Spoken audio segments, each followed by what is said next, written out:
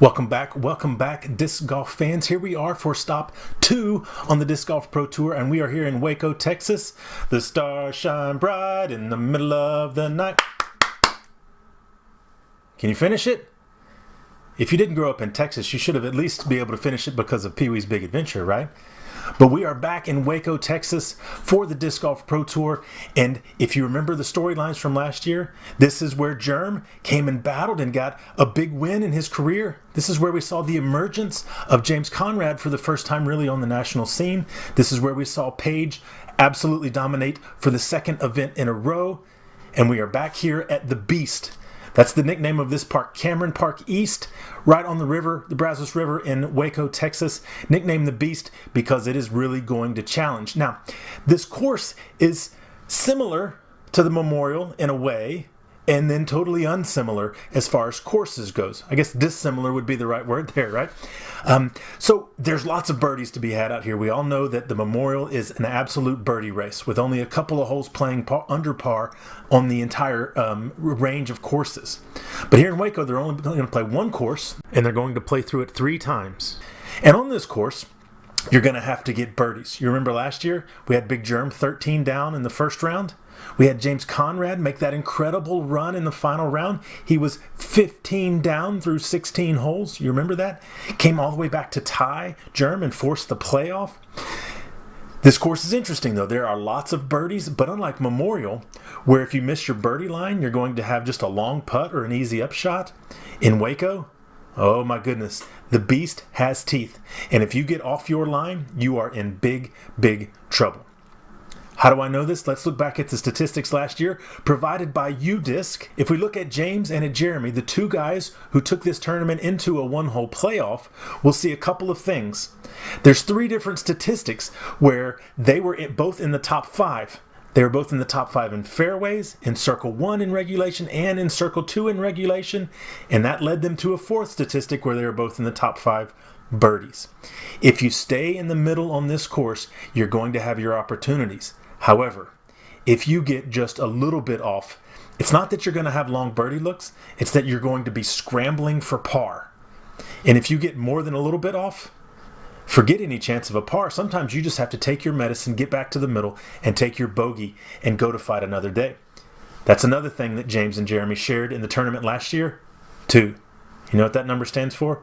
The amount of bogeys that they each had. 2 bogeys over all 3 rounds last year. 2 bogeys. On this tough of a course, with this sort of underbrush, with this sort of thick shoal, 2 bogeys. That's absolutely incredible. On the FPO side of things, what are we looking for? If you want to succeed at this tournament based on last year, you need to do 2 things. Your name either needs to be Paige Pierce or it needs to be Sarah Hokum. That's what it looks like if you look at the scores for last year. Paige was 11 under par at the end of the tournament. Sarah was 4 under par, so several strokes back of Paige. But get this, 3rd place was at 9 over, 13 strokes behind Sarah. The 2 of them absolutely dominated the field, and they did it in the exact same way. Birdies, fairways, Circle 1 in reg, Circle 2 in reg. But instead of just being in the top 5, they were numbers 1 and 2 in all 4 of those categories. So what do you want to do if you're going to succeed at the Beast? Don't poke the bear, is basically what it boils down to. Throw your drives, be aggressive where you can, but do not, I repeat, do not get off the fairway. If you do, the Beast is going to have you for lunch, and you're going to be limping out of here wondering what happened to all of your strokes. So, based on the incredible performances last week at the Memorial, what do I see leading into this event? Well, there's a couple of really big storylines that came out of the Memorial. Number 1, Simon was playing incredible golf, and he was even backing up off the gas a little bit, taking it easy, playing the smart golf, what he calls Sexton golf, playing the smart golf when he had to. And it really paid out for him, cruising to the win there over Eagle in the end. Is Simon going to be able to continue that sort of play? He did really good at this tournament last year, finishing in the top 5. However, he just couldn't get there to the end to be able to challenge with James and Jeremy. Ricky had the worst putting of his entire career 2 weeks ago. At the Memorial, Ricky finished 150th for Circle 1 putts. The man, commonly known as the best putter alive, finished 150th out of 182 at the Memorial. Is he going to bounce back? That's a huge question here. And then Paul McBeth. If you look at Paul's last 2 tournaments at Vegas and at the Memorial, 4 out of his top 9 worst rounds on his rating have been in the last 2 tournaments. 4 out of the 9. So we're looking to see if Paul's going to rebound. We're looking to see if Ricky is going to regain that stroke. We're looking to see if Jeremy and James are just going to cruise on, or if maybe Simon or Eagle are going to challenge them. There's also a couple of local Texas boys that are pretty good at disc golf, and Bradley Williams and Miles Seaborn, a couple of 10-20-ish rated golfers that you should know about at this tournament. They have a lot of experience on this course. So let's go see. My name is Dixon Jowers, and this has been Circle Zero. Let's head on out to some live disc golf.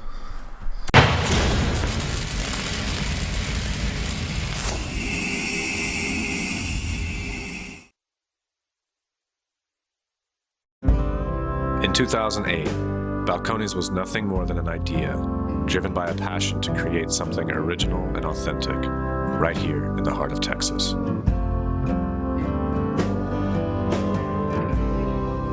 We've made a significant investment not only in our operations and whiskeys, but in the community that we know and love as Waco.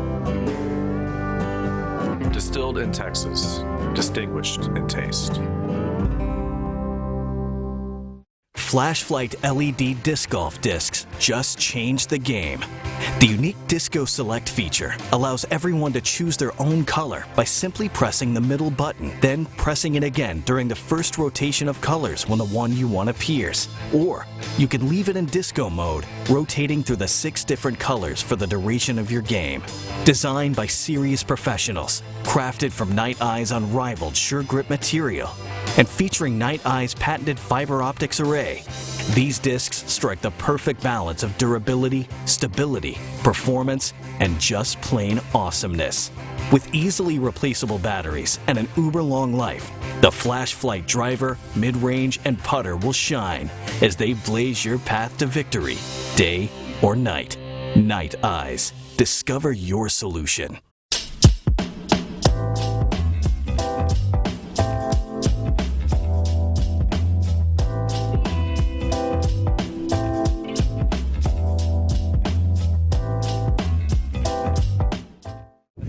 Hey, Miles Seaborn. So we are here out at the Waco Annual Charity Open, but disc golf for you was not your first thing. You're an athletic guy. What did you do? What kind of fulfilled that need in you before you found disc golf? Well, I played, growing up in a family, we were all about sports.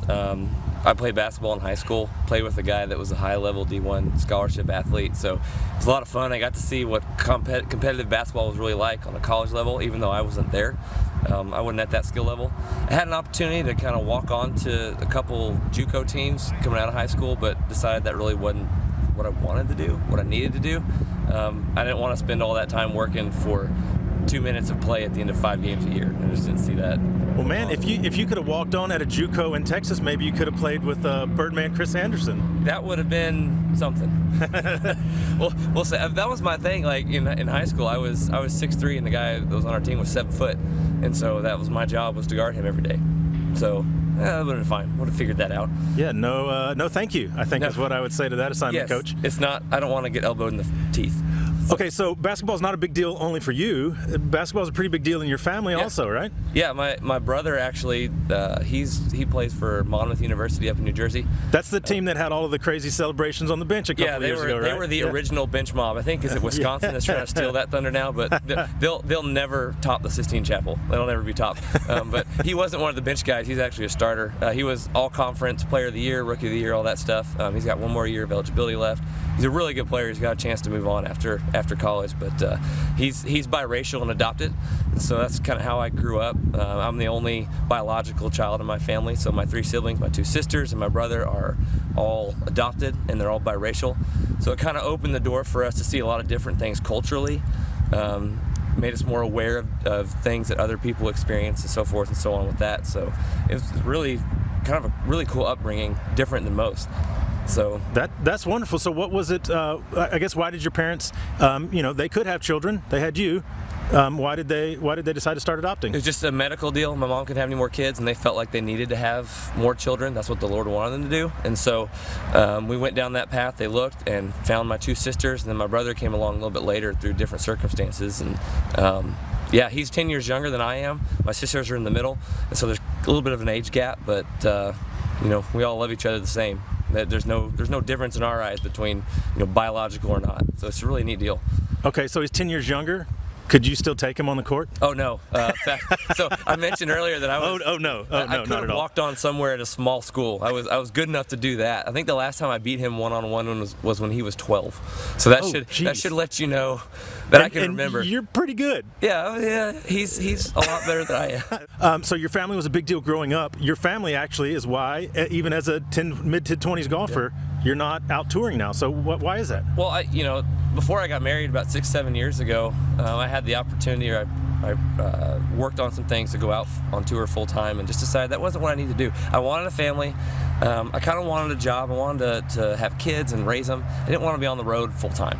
And the disc golfers now, I'd love to be out on the road full time. That'd be something a lot of fun to do, but you can't really do that with a family and make it lucrative and provide for your family. We're not there yet.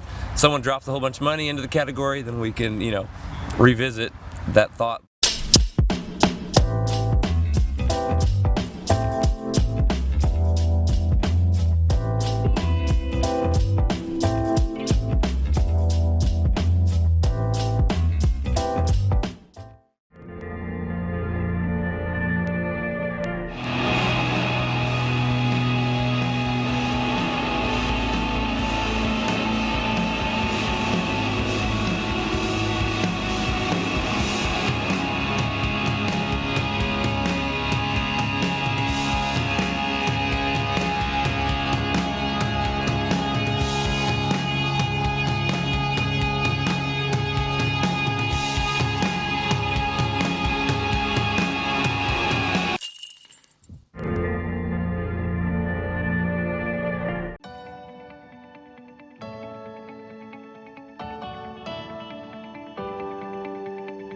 Bad company corrupts good morals, but this is one criminal you'll want to know.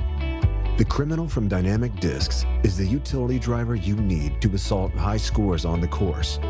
With more speed than the felon and more stability than the convict, the criminal can be trusted in any situation. Befriend this criminal and start doing some bad things to your course.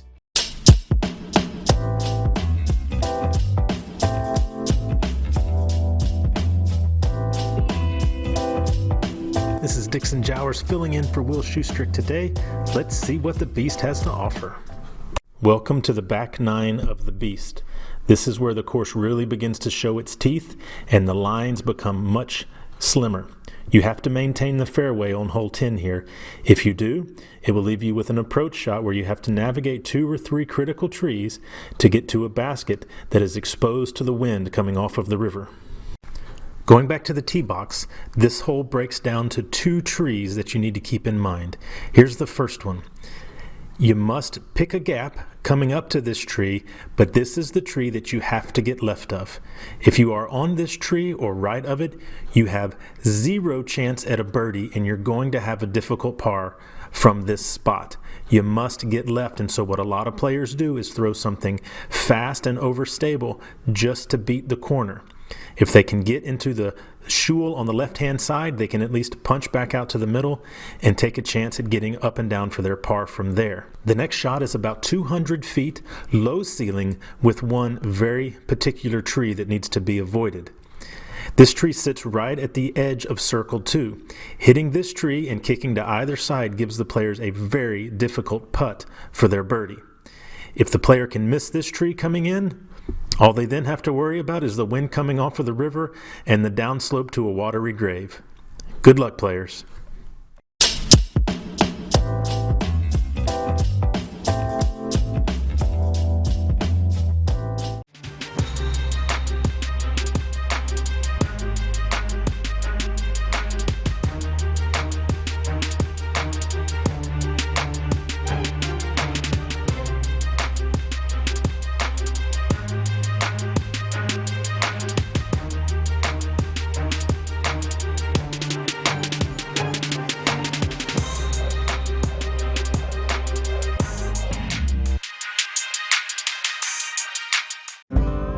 In 2008, Balcones was nothing more than an idea, driven by a passion to create something original and authentic, right here in the heart of Texas.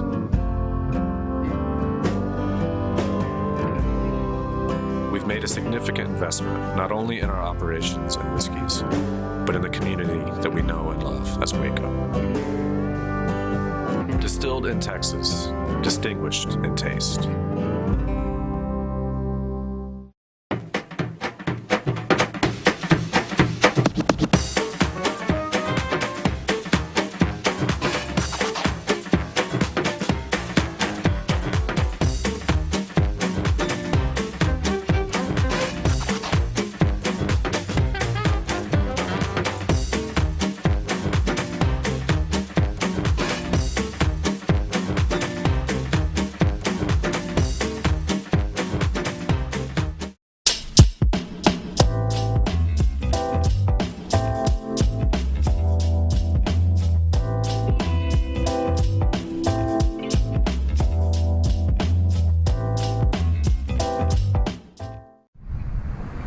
Hey there everybody, welcome to the Patreon raffle. This is our 2017 Patreon raffle.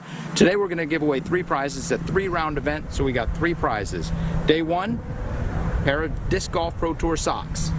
Day 2, SILIPINT from the Tour Championship. Day 3, a Disc Golf Pro Tour soft t-shirt. You got it? Alright, so those are the prizes we're going to give away. We're going to pick our 3 winners right now. These will be the 3 winners throughout this entire event. Our 3 winners are 25, 10, and 53.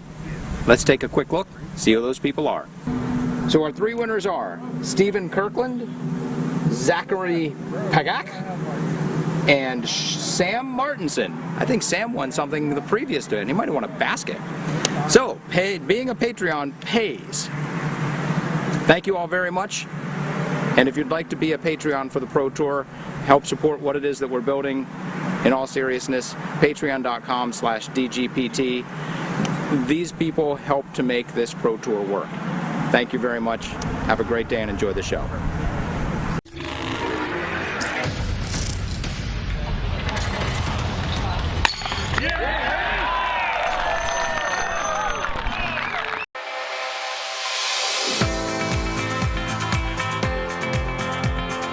For me, it's time with my friends. For me, it's a walk in the park. For me, it's my job. For me, it's fun.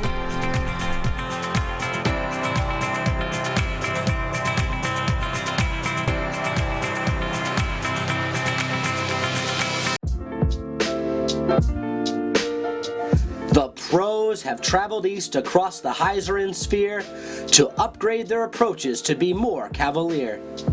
As they tumbleweed into Waco for the annual Charity Open, they've practiced their tactics with their plastic potions. Ventriloquistic throws with centrifugal flows, stimulating one's mind to the nerves in the toes. From brain to wrist, repetition must persist. Keep the money in your mouth and let the slick linguistic plastic do the talking. Through the air to the basket, making chains no longer stagnant, creating a symphony of chains and spectators gawking. Settle in next to your chain-adoring kin to watch some sky-scraping throws as we prepare to watch round 1 with the featured MPOs.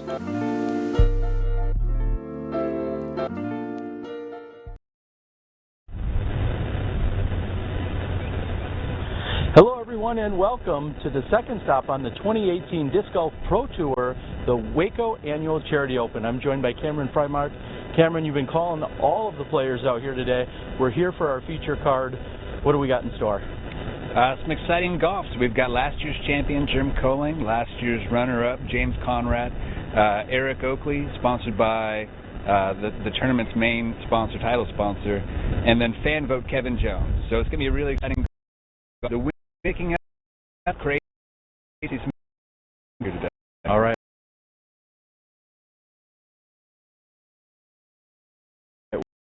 Well, you've got 4 final names to call before you join me on the mic. Let's get to the action.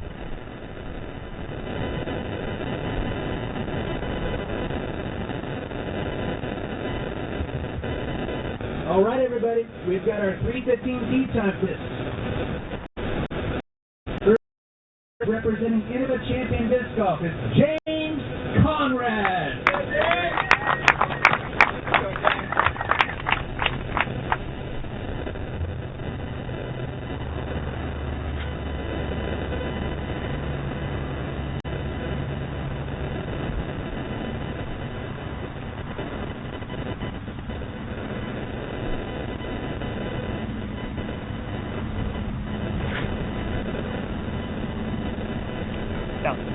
Hole number 7 here, which is our opening hole of the tournament, 291 feet.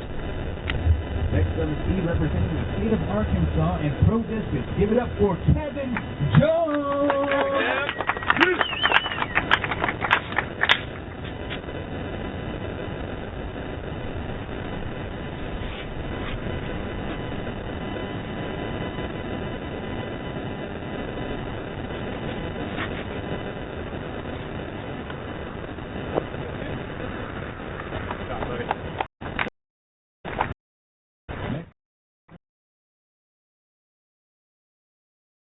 Into the champion disc, pound disc golf bag, grip stick belt, the team is outdoor. It is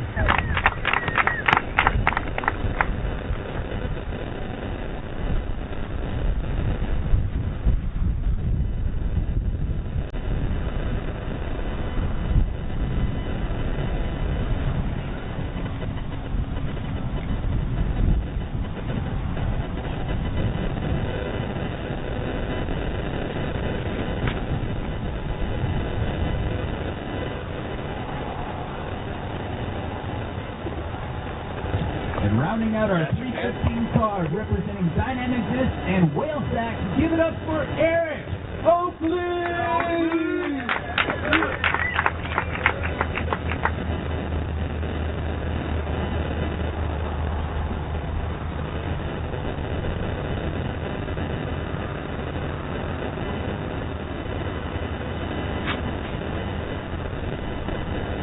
Of course, we have the women's action from earlier today. Let's check in with them now, and we'll see you on the green of our first hole.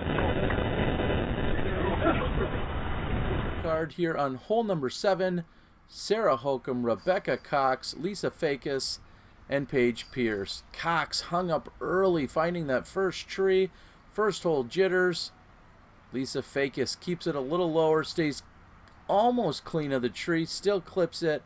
She's going to have a layup from there. She's looking at a par. Sarah Holcomb takes the wide forehand route, playing out and around.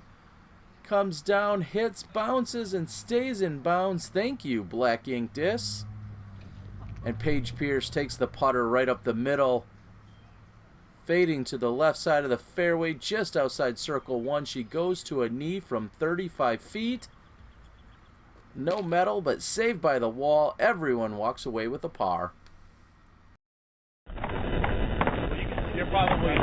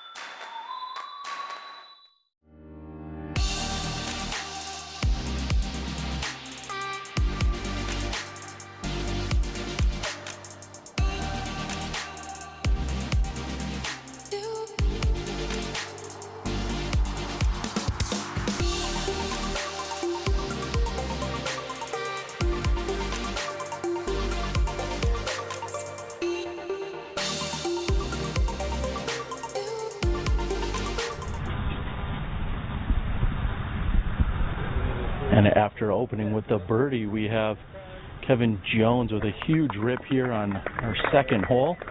Next to tee will be Eric Oakley. Yeah, that was an absolute crush. I can't imagine being able to throw it much further or more in the open than that.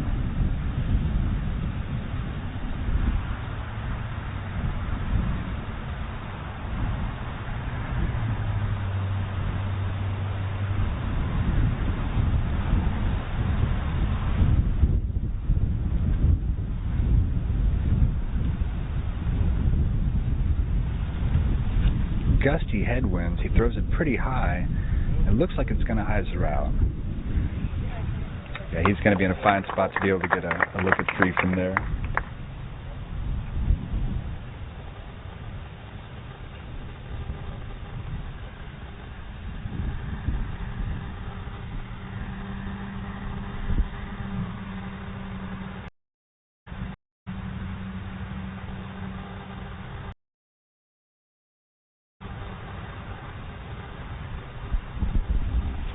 Like James is going with a bottom stamp destroyer that looks like it's pretty overstable. Headwind just caught up there at the end.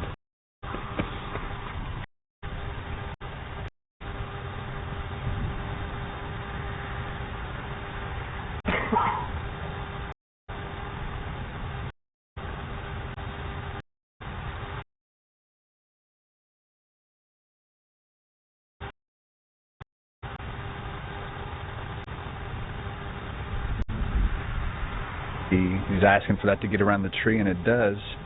As long as his hides are back to the middle, he'll be fine. Let's see how the women did earlier here on hole 8.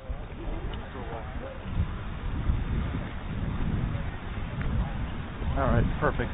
All 4 women open with the par on the first hole, hole 7. We move over to hole 8. This is a par 4. Sarah Holcomb goes with the low forehand. She's going to play up the left side gap. You have options. You can play left or right. Sarah's going to go left side. That's going to set her up for a forehand from this side. She's going to play out and around all the trees, trying to take as many out of play. Skips just past the basket. Meanwhile, Paige Pierce puts herself inside circle 1 for a birdie and doesn't draw any metal. You see the wind is whipping. We're expecting 25-mile-per-hour wind gusts today, but Holcomb converts. She takes the first birdie on the card, moves to 1 under. We're through 2 holes on hole 8.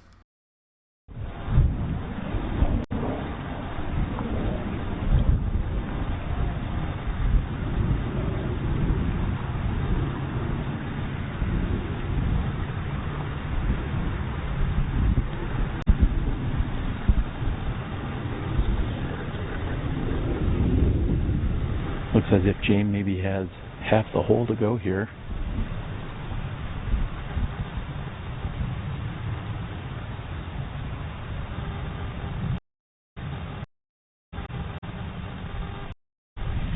Some glow gator into the zone. This is going to stay up. Looks like hopefully he doesn't skip too much to the left there.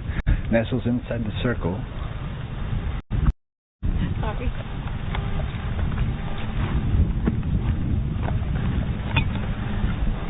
As we move down the fairway here, we are fighting into a pretty fierce wind, as many of you may recall from last year. These first 3 holes are moderately wooded, and then we'll go into throughout the day. We felt the wind picking up throughout the entire morning, and it may be at its strongest right now. Yeah, I think we're feeling gusts of somewhere around 20 miles per hour right now, and it is directly in these players' faces as they're attacking this hole. You can see them, the flag in the basket.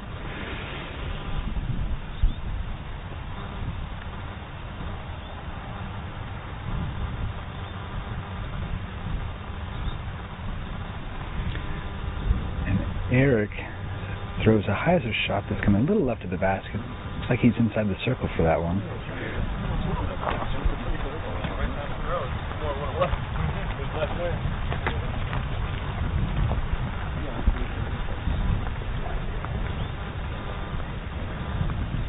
More than 30 or 40 feet in front of him, we have Big Germ throwing his second shot. Backhand, it looks like that's also finishing left of the pin, but no more than a few feet away.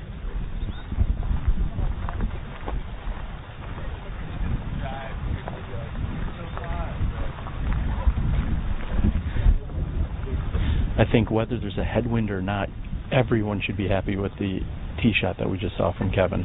Absolutely, an absolute crush. He can't be more than 100 feet on this hole. I don't think I've seen a drive that far before. And with just an easy putter approach, he's going to have an easy 3 on this hole.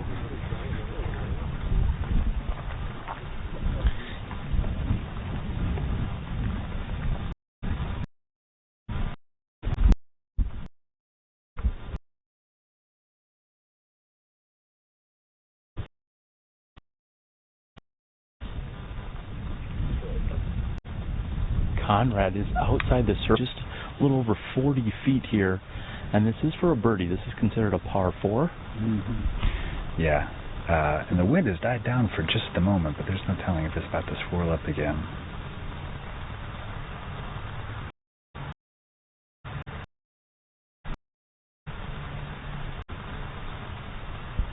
And you're exactly right. A certain level of calmness came about us just as he was getting ready to putt.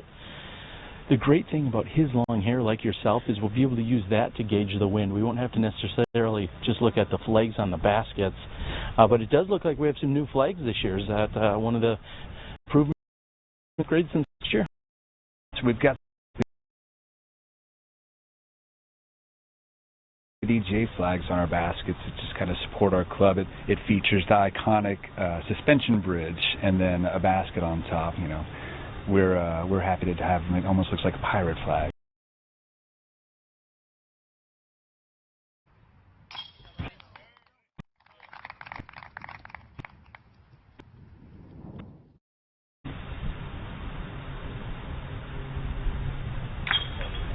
And Oakley finds the center of the chains. That's a good birdie here on our second hole.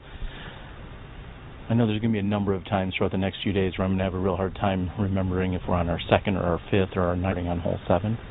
James Conrad is putting directly back at us. I'll forgive you for it, Terry, but I'm not sure the YouTube commenters will.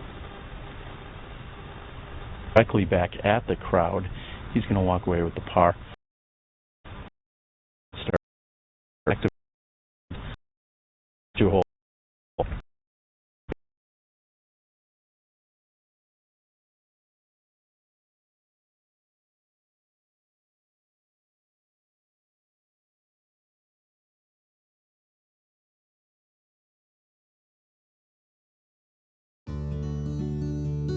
Tempercraft, USA. Double wall, 18/8 stainless steel construction. Keeps it cold while you're hot, keeps it hot while you're cold. Get your customized growlers, tumblers, and sports bottles. With a lifetime warranty and 1% back to the planet. Tempercraft, USA. Temper your thirst. In 2008, Balcones was nothing more than an idea, driven by a passion to create something original and authentic, right here in the heart of Texas.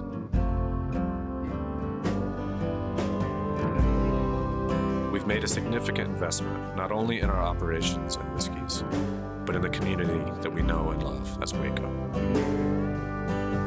Distilled in Texas, distinguished in taste.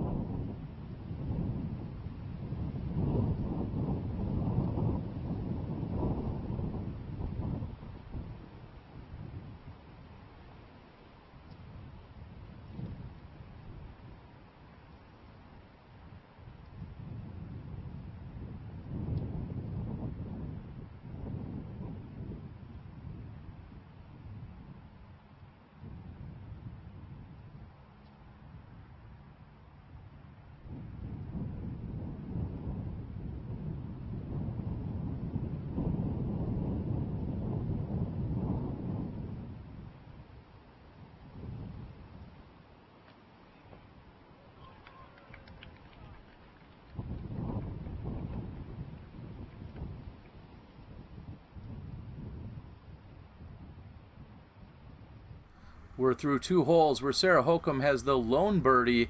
We're moving over to hole number 9, coming in at 294 feet. Paige Pierce not quite going after the gap she was looking at, but it looks like it will work. It is short. She's going to have an outside circle 2 putt from about 70 feet. She said she wanted it. She's going to leave herself with the comebacker from 27 feet. It's in and out. Paige Pierce with a very early mistake here. We're in just 3 holes here at the Waco Annual Charity Open. Paige Pierce sits at 1 over par. We'll move to 10.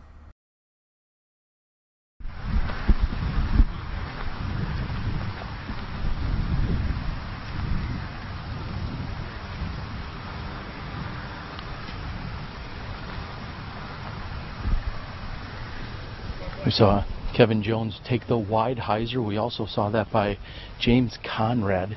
Kevin's didn't fight all the way back to the basket, but the other 3 are inside the circle. Big Germ, one of his long strides just inside the circle. Yeah, Kevin just hung his a little bit too wide, but James almost pinned it. The Germ going for the putt, hits the flag. And as you saw over on the women's side, Paige Pierce making a long run at this one as well, carrying that elevated basket. Really can come into play that much more when the winds are up, because you're getting the disc up in the air, you're getting the nose up probably, and so if you're not drawing metal, you're more likely to go way past the basket. The wind could really push these anywhere. Eric Oakley has a little bit of a wind at his back here, so he can be very aggressive with this stroke. He was aggressive, but we heard the unfortunate noise of the windjammer. I think that was a good play here. I like the pun, the windjam. Okay. Meanwhile, Jeremy Koling's left about 15, maybe 18 feet for par.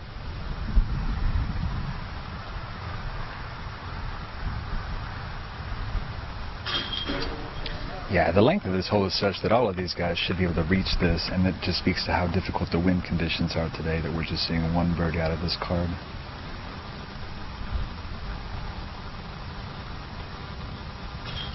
Certainly a hole, as you said, we'd expect most of our MPO field to birdie, and just one of them, James Conrad with the park job. Eric Oakley tapping in, as will Kevin.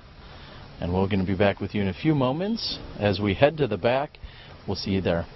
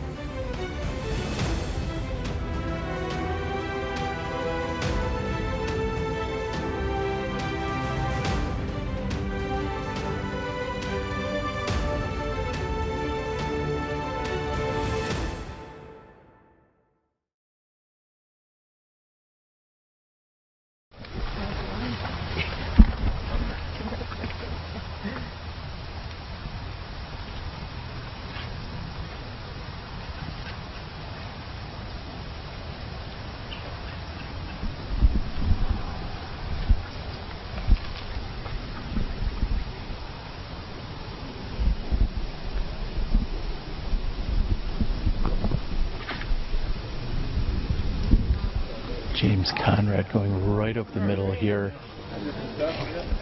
Staying clean. Kevin Jones second to tee.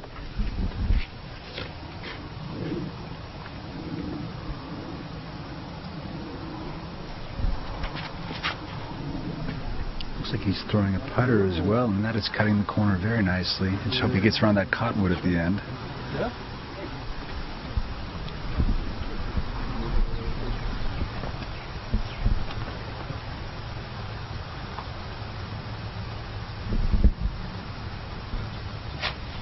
We're seeing smart play from all these players throwing putters off the tee as opposed to a driver or mid-range, and they're being rewarded.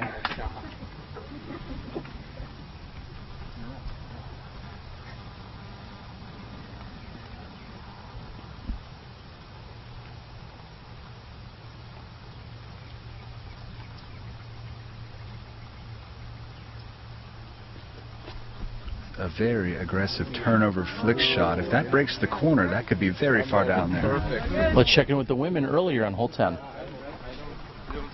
We're done with the open holes. We're moving into the back 9. The beast is about to show you what it's made of. Sarah Holcomb short and on the left side. Rebecca Cox, not much more distance, left side, but gets a great kick. 441 feet. Lisa Fakis almost gets it all the way up the middle, but also finishes left side. Paige Pierce putter left side. There's magnets in the trees. You've got to stay clean as we move into the wooded holes on the back. This is the third shot coming in from Rebecca Cox. Lisa Fakis taking her third shot. She's going to put herself just inside the circle. She's trying to save that par 4. Paige Pierce can't find the middle, kicks into the nasty.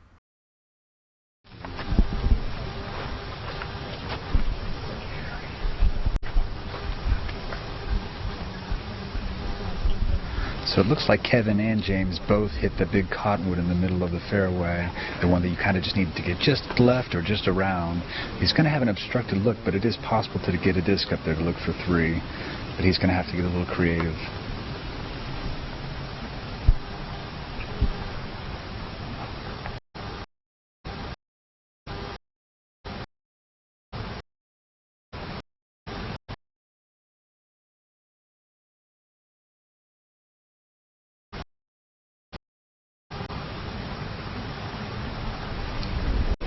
And interesting to see, he's basically just going for the layup. He's playing for the position, not trying to bite off too much there on that approach shot. Plan is, and if you if things aren't going perfect for you on the hole, you're just going to simply put it out into the middle and get him put down for your par. Yeah, that's smart golf on his part. Different look from the other side of this tree, and it looks like he's lining up a flick roller.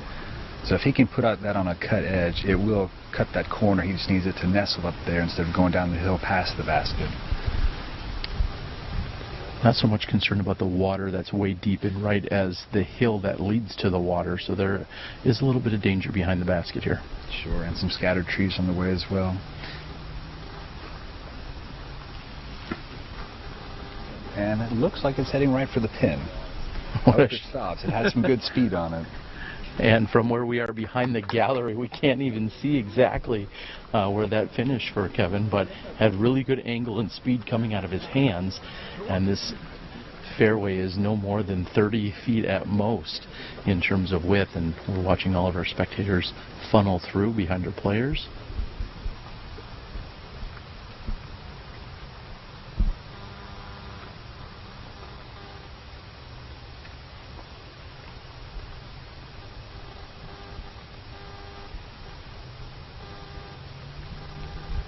Oakley with a forehand, and that had a really good angle on it as well. Is that going to finish right? But that was he's going to have birdie.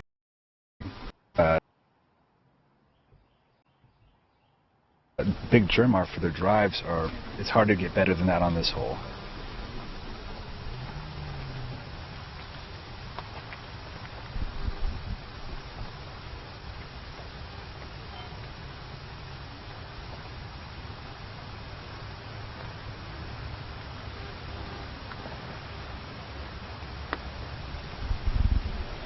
Big Germ's forehand beats the one tree that he had to worry about. He's going to be looking at a birdie putt from there as we continue to push forward here to James Conrad. This will be his third shot. Again, really no harm or foul in taking a 4 here. I think most players would be content. A 3 is a little bit of a bonus on this one.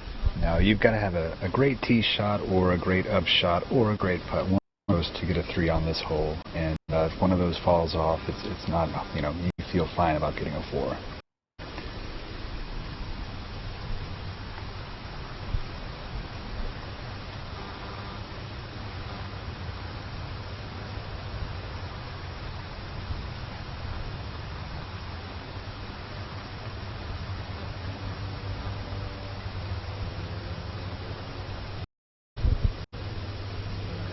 And he nestles that right up next to the pin. As we talk, and we're going to move down this fairway, we can discuss how the 8 holes are incredibly wooded out at this course. As we were out in the first few holes, will winds still play a factor out in the wooded section of the course? Absolutely, and hopefully the players know that from experience. Even though you may not feel it, when you actually see your disc fly, it will be affected. There are a few that certainly the sky covers open, and even as we're standing here right now, I'm feeling a decent breeze. You do get some wind protection, but it's still, as much as it's whipping out there, it's coming through here as well. We can see the flag on the basket is waving.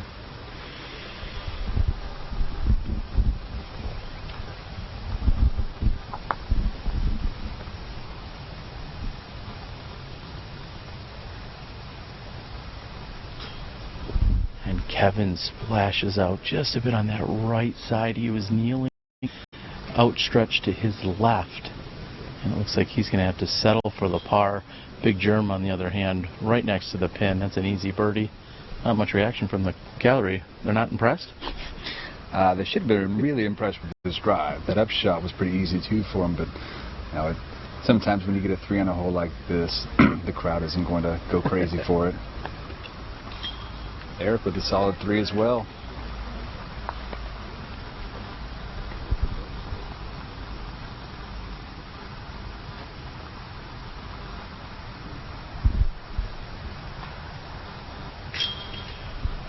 Kevin's patented straddle putt.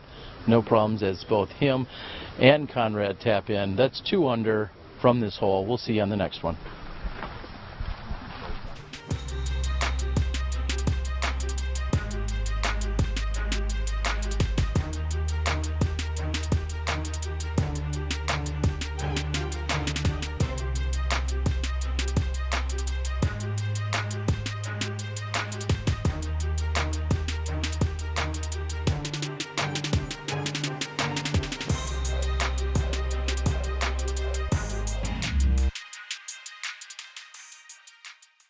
I'm Ricky Wysocki, and I'm wondering who's going to be the next generation.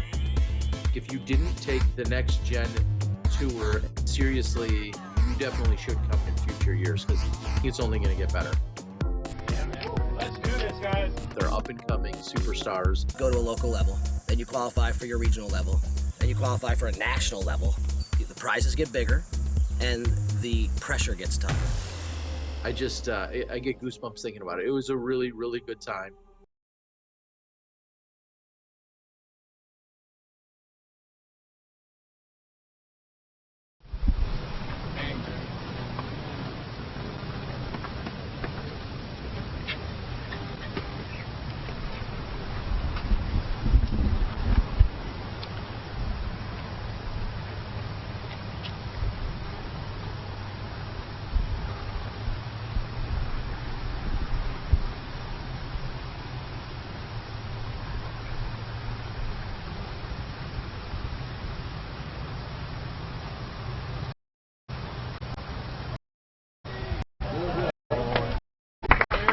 Shot by Oakley.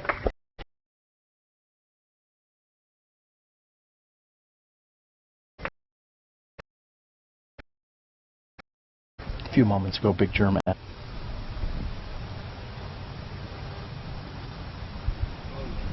Big Germ hoping to play a little bit of a skip up the hillside.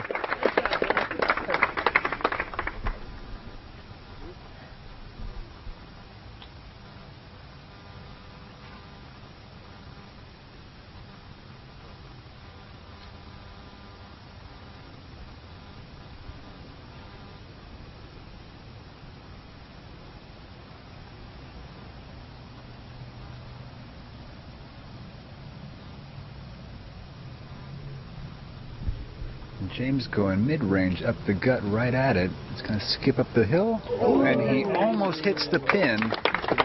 Hopefully that nestled inside the circle still. Very aggressive.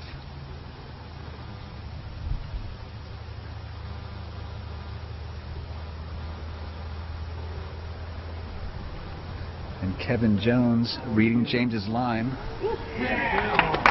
Scoots and skips and stops. We'll see you after the women on here on 11. We're through hole 10. Sarah Holcomb on top of the card with an even par, and we're going to move right to the putting green. This is Lisa Fakis from outside circle 1, trying to give it a run on the uphill putt. Doesn't draw any metal. Sarah Holcomb sitting just on the line. She jumps it. Also doesn't grab metal. That's for birdie. No birdie for Rebecca Cox. Lisa does make it. Everybody pars. We're through hole 11.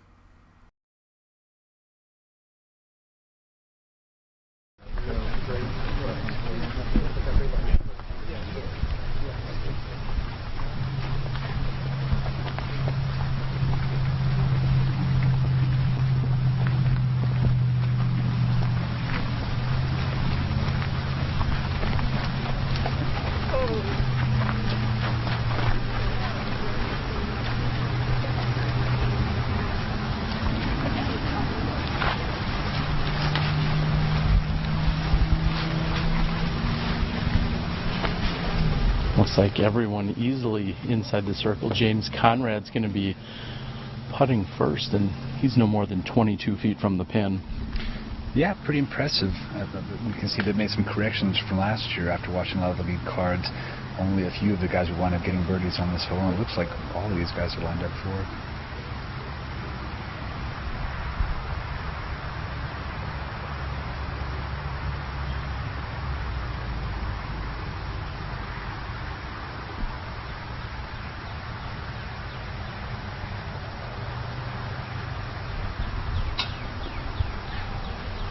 Not too often you see a miss from inside the circle by Conrad. No, and he took a lot of time to concentrate on that one too.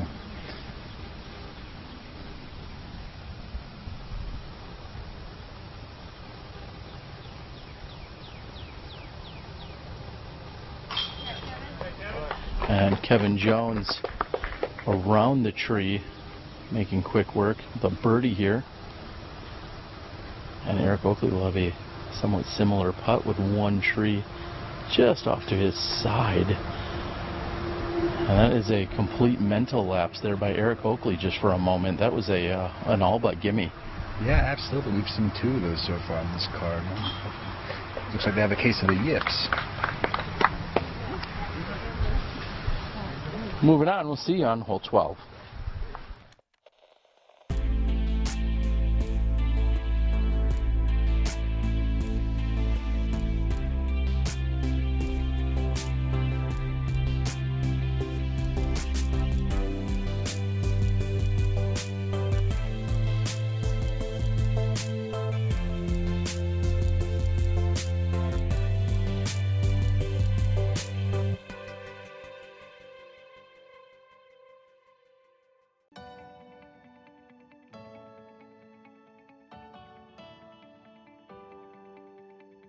Bad company corrupts good morals, but this is one criminal you'll want to know. The criminal from Dynamic Discs is the utility driver you need to assault high scores on the course. With more speed than the felon and more stability than the convict, the criminal can be trusted in any situation. Befriend this criminal and start doing some bad things to your course.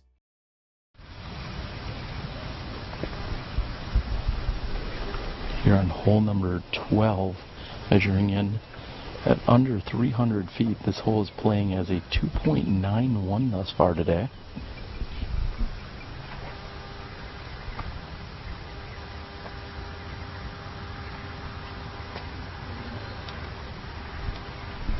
Kevin with an absolute misfire. That is way off his line. This hole is just an easy flick hyzer shot. Just give it a little bit of angle and not much glide, and the basket's just tucked down a little bit to the right.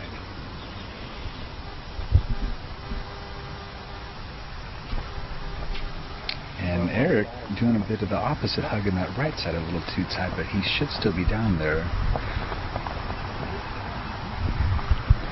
Oakley just about at circle's edge.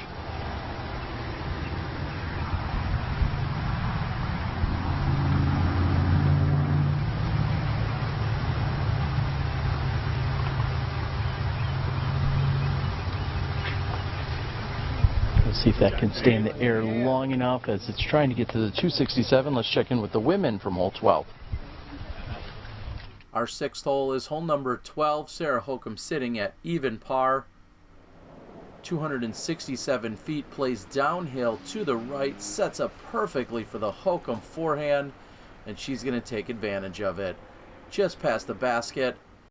Lisa Fakis going to try that as well. Goes with the forehand. Hits the tree right side, nasty kick to the left. Fighting from the left side fairway, can't get out. Now she's throwing for her par. She's downhill.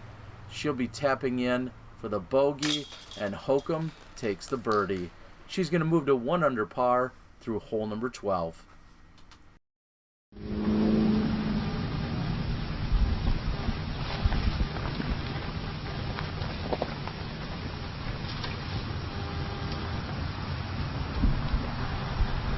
Welcome back. We're here on the left side of the fairway, lined up behind Kevin.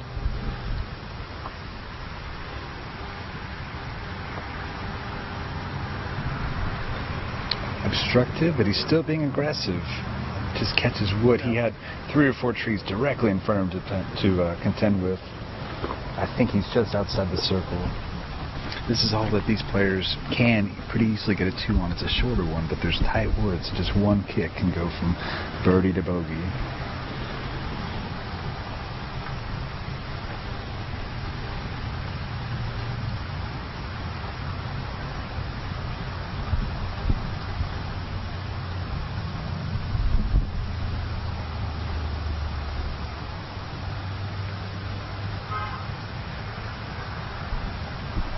Germ from a little bit closer on the right side has about the same amount of obstruction, but is able to get there. Playing a little bit of a low skip. Big Germ hoping to get up and down. Looks like he'll be able to walk away with the par here. Somewhat surprising to see that only about 30% of the MPO field has birdied this today. As you said, one little kick can very quickly turn this from a birdie look into a bogey, but still surprised to see just a third of the field with birdies. Especially with how many players out there have gotten really proficient at throwing that sidearm shot or the turnover putter like Conrad has.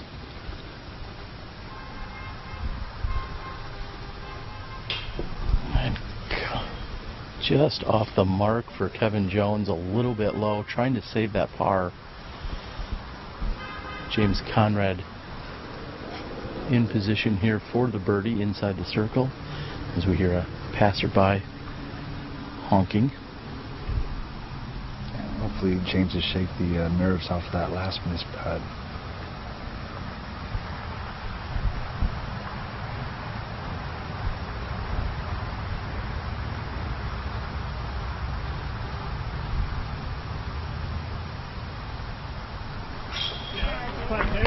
It's what we would expect. Conrad's going to move to 2 under par with the birdie.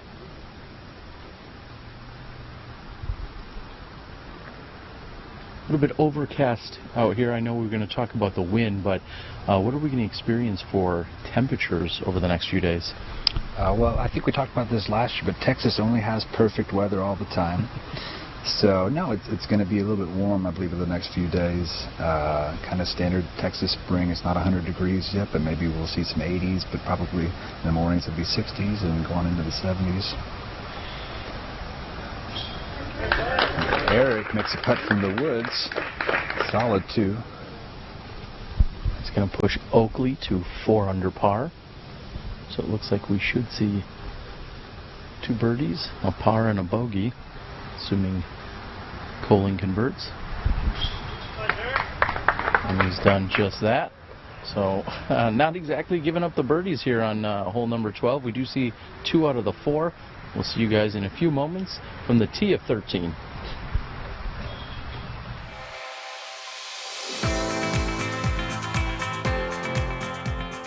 For For me, it's time with my friends. For me, it's a walk in the park. For me, it's my job. For me, it's fun.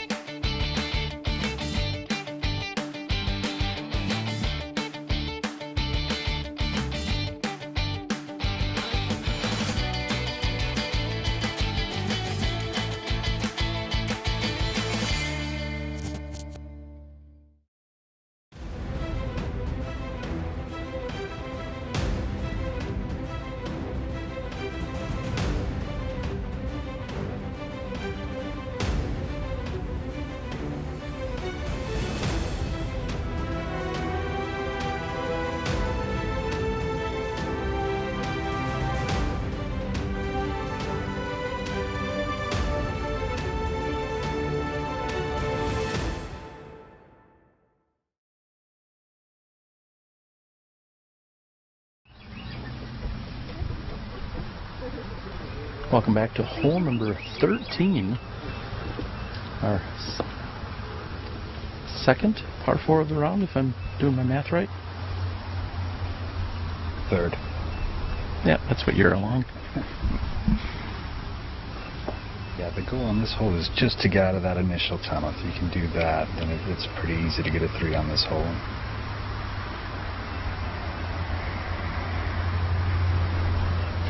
Eric lining up a hyzer shot. That is aggressive. Hopefully it doesn't skip too far to the left. You can kind of cut off your angle to the basket if you go too far to the left. But I think he nestled just fine. He's going to have a good look at the basket from there. Conrad, is he throwing a putter? Maybe it's mid-range. A big perm stand.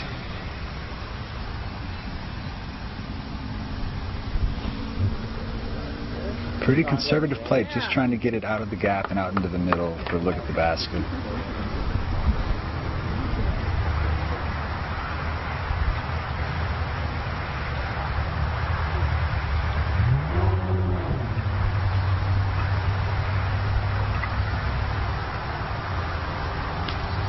And Germ with a very aggressive hyzer flip turnover shot. It sounds like it got through it a little too high and got kicked.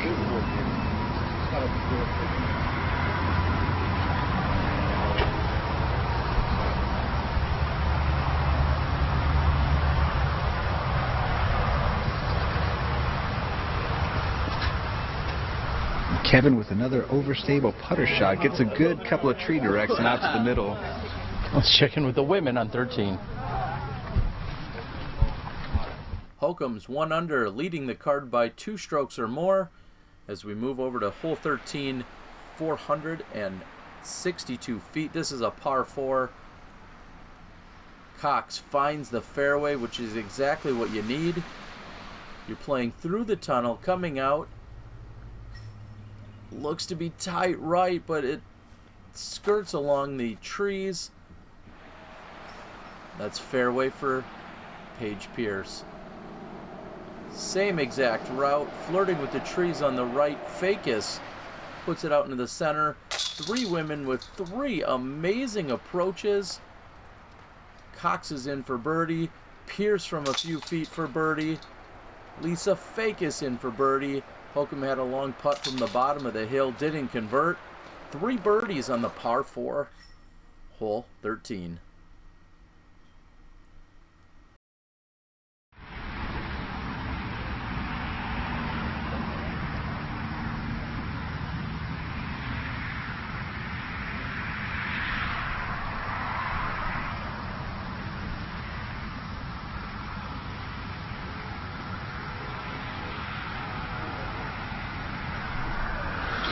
Germ with a forehand shot that kicks late, kicks the tree late. He's down in the ditch. He's probably about 60 feet from the basket down there. He may have a look for a putt, and that's one that's not too hard to run at, just as long as he doesn't hit the pan.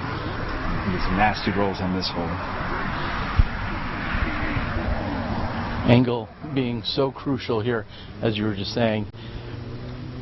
Grab any bit of the pole or basket, and it has a high likelihood of getting up and rolling back down that hill. So it could be quite punishing. You really want to be committed to your putt. And James Conrad is in great position right here. We're seeing this actually play as the third easiest hole on the course according to par, which honestly is a little bit surprising to me. James Conrad lining up what looks like a very short run up, and he seems to have been a little bit wide to that left side, not as clean as you would have expected. Yeah, I don't think that was affected by wind or anything. He's actually calmed down out here a bit. I think that was just a bit of a misfire, and he is not going to be too different from Germ's look at that. He's going to have a decision to make about to be aggressive or not on that.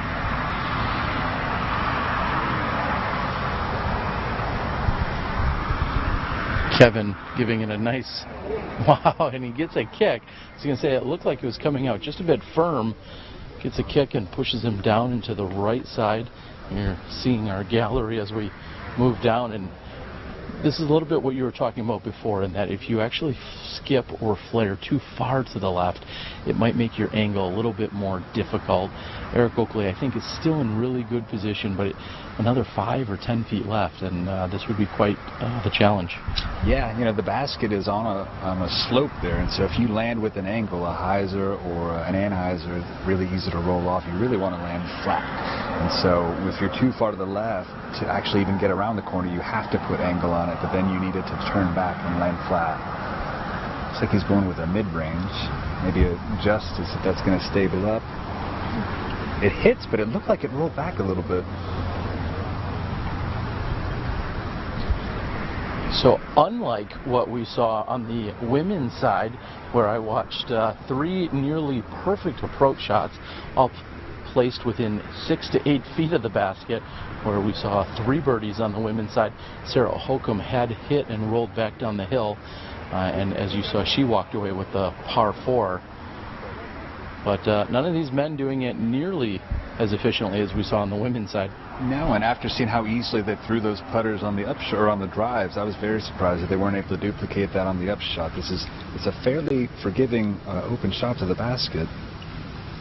It's a little bit surprising. They all missed their lines by just a little bit. I hope that you're enjoying the action from our women's featured card from earlier in the day.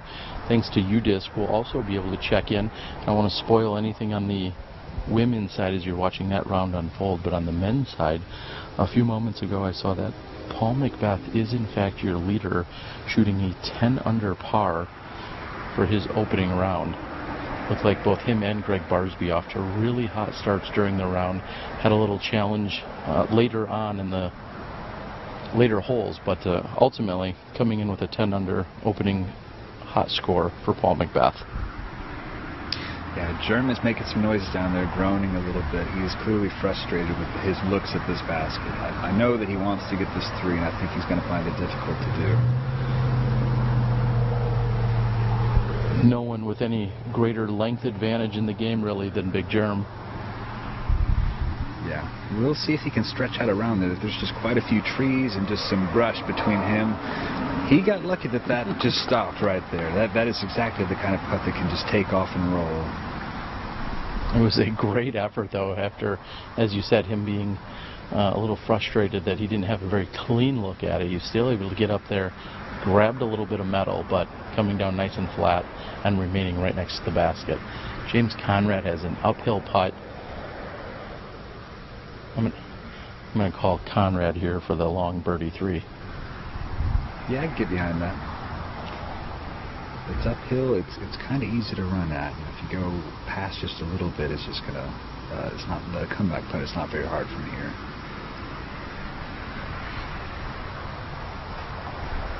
And just didn't get it up and over the bottom of tray there.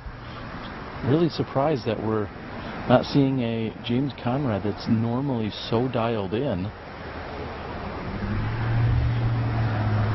Kevin is lining up his straddle putt. He's just been slamming them, just very aggressively going at these putts. And this one just hits on the right side. Another surprise that we're not seeing any birdies on this hole. or I guess I'm sorry, Eric still has to putt out. And Eric does have a really good look. He's going to straddle out to his right, and he's no more than 18, maybe 20 feet at most, directly underneath the pin. And Eric is able to capitalize. Furthest drive also has the shortest putt for the birdie, and we're going to see 3 pars and the birdie by Eric Oakley. We'll see you in a few moments.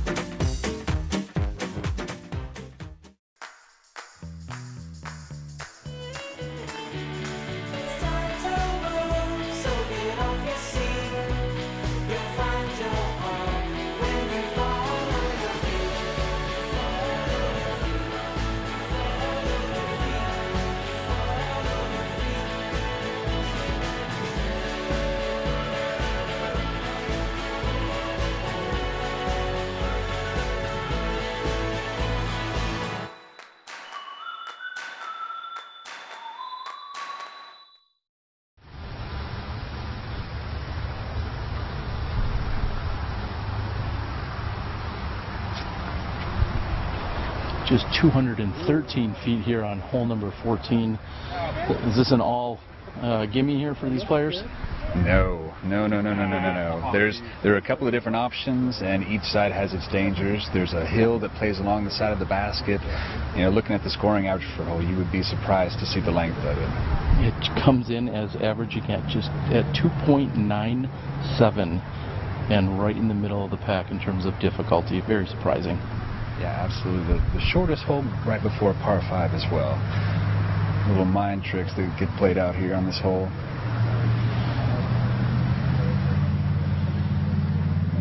And it looks like all these players are opting for the left side line, either forehands or turnover putter shots.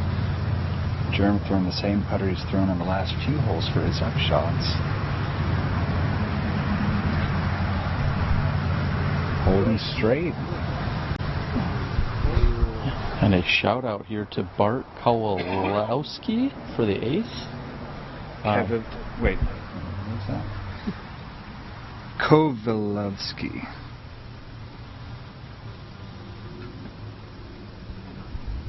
Which hole did he ace? This one. Fantastic. All right, we'll see you guys on the green. Just 213 feet for hole number 14. Holcomb going to the bottom of the box with the previous par.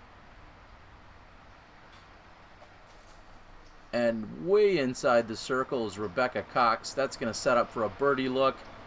Paige Pierce, putter, short, fairway. Not taking advantage of the 213-footer. Lisa Fakis, another forehand, and Lisa Fakis hitting the basket. That's going to be a drop-in birdie for Fakis. Holcomb keeps it lower, plays the skip, but not enough power. Pierce gets to there for the par, and she's going to take the bogey. Meanwhile, the slam dunk by Fakis, taking the birdie.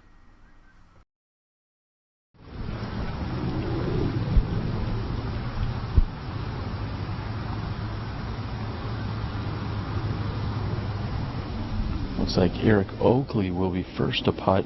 And did you just tell me there was a W that is pronounced as a V? I'm confused by that last name.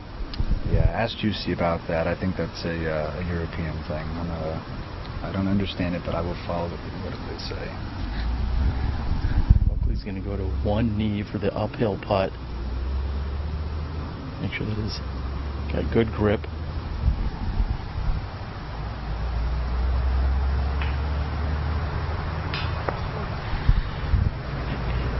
And what both him and Big Germ have to concentrate on is not only the putting uphill, but in the case where Eric was on one knee, he also couldn't fall forward. Your momentum would likely take you that way. You're putting uphill, you're on one knee, and I was very much watching and observing that Oakley wouldn't have fallen forward. Of course, that would have been a stance violation. And Big Germ's going to have a little bit more of a solid base. He's going to stretch out to his left, utilizing every bit of that 7'7" frame he's got.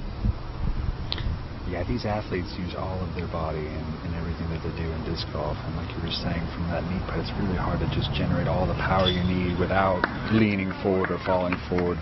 Germ converts on a great putt. Kevin, short of the basket, looks to be about the same distance with much less obstruction.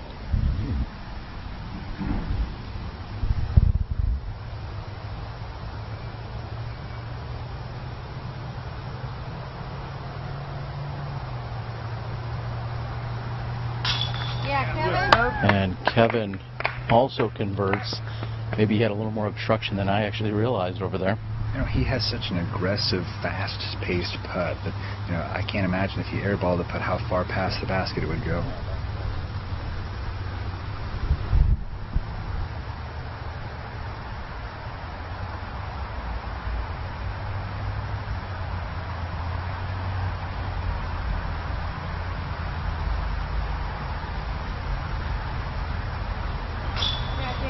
And Conrad, who went past the basket directly in line with it, also takes the birdie. A little bit of a backup. We'll see you on the next one from Waco.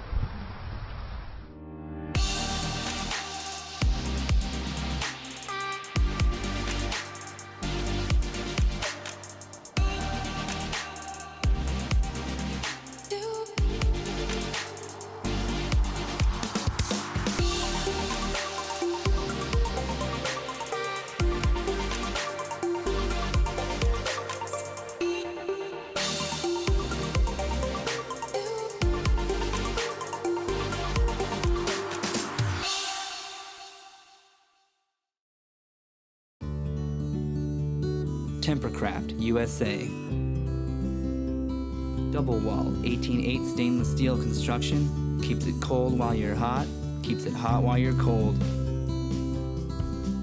Get your customized growlers, tumblers, and sports bottles. With a lifetime warranty and 1% back to the planet. Tempercraft, USA. Temper your thirst. Are you currently looking for the one? How do you get hooked up usually? Through friends, Players' parties. sometimes even fans. And how's that been working for you? Not so good. Have you ever tried looking online? Never. You should check this site out. Oh my gosh. Wow. Find your go-to disc at blankinkdiscs.com today. 2018 Tour Support discs available now. Gotta get one. I need one.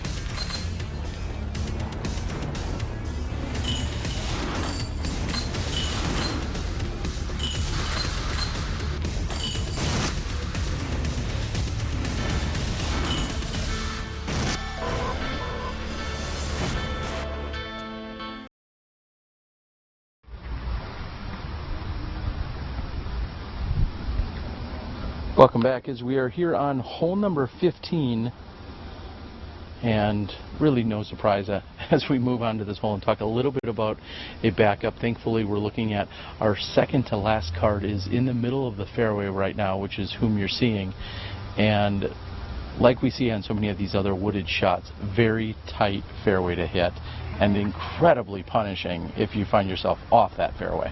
Yeah, absolutely. This is one of the newest holes that we added to the course after the renovation in 2010, and all of this was just thick woods, and we carved this hole out of it.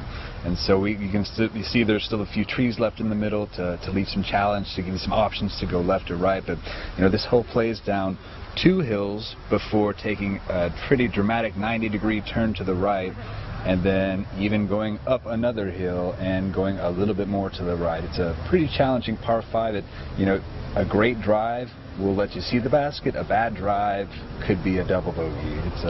It's a challenging hole, not just for throwing, but even mentally, just being on the hole. We're looking at it averaging 4.66, coming in as the 3rd easiest hole relative to par. Obviously, one could talk about or argue if this maybe could be considered a par 4. A lot of discussions love to take place. What's par 4? What's par 5 in our sport? Obviously, a par 4, it would be considered quite difficult here on a par 5. It's considered to be a little bit easier, but this is more about the mental challenge, as you said, than the physical shots that you're throwing. Yeah, it's off the tee box. It is a tight window with a low ceiling that you have to get underneath, and you just have to make some decisions, you know, about how aggressive you want to be. You know, I saw earlier Oakley has thrown some flick shots on this hole. Most players, I think James Conrad throws a T-bird just down the middle. You really have to just commit to whatever you are doing. And in a moment, I'll go back out to udisclive.com. and we can check back in with the scores. You guys may be seeing those or following along. See actually right now that 10 under still is considered the hot round. Paul McBeth is in the clubhouse with that.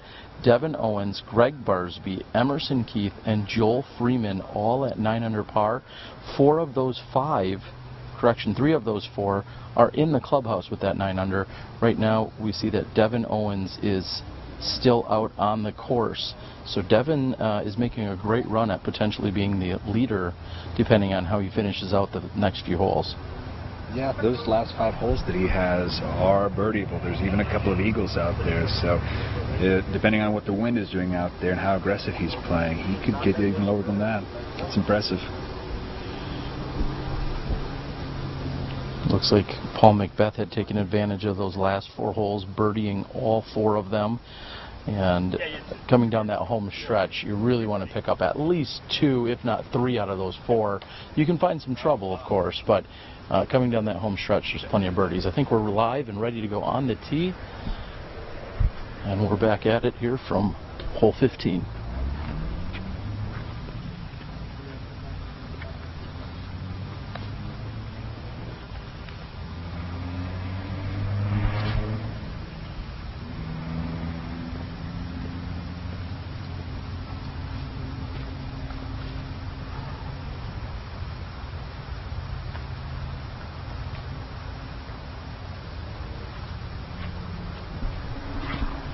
James going T-bird off the tee. It's pretty high, and it looks like it's turning right exactly where it needs to. I don't think that I've seen him throw a bad tee shot on this hole before. This is his style of golf out in the woods.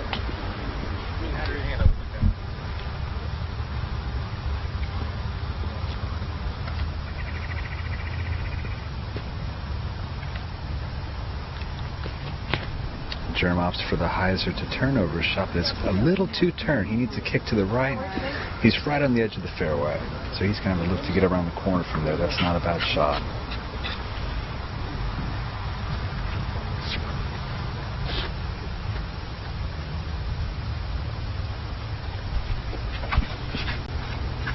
Kevin, with plenty of power, puts a mid-range, gets a kick, but he's not too far off the fairway.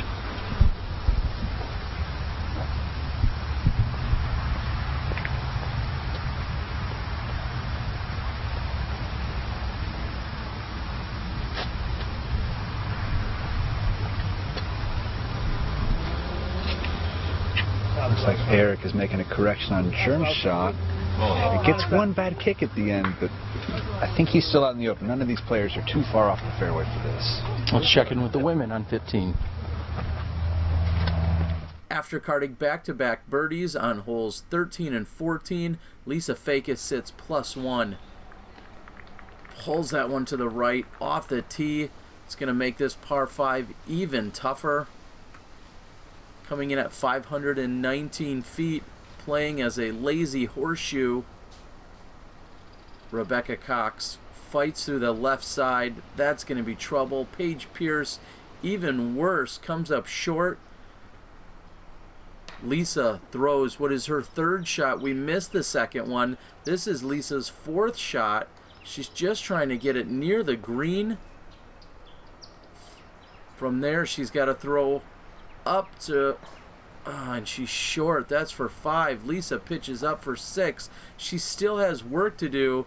She's looking at a double bogey 7. If she converts, she's ready to be done. Lisa, given a few strokes back, she sits +3.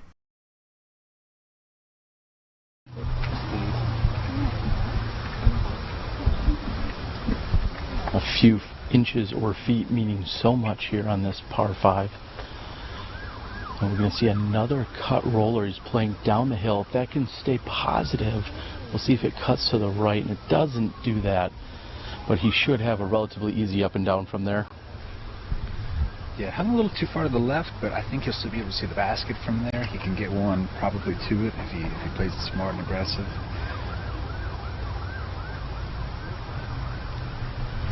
Big Germ, after watching Eric Oakley's throw, said that's exactly what I was trying to do.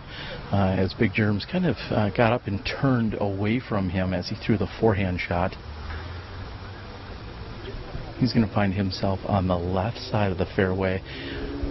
Looks like he's going to have a few options. Eric Oakley, who did get caught up by a late tree, is scoping out the situation right now. Where is he trying to land this second shot?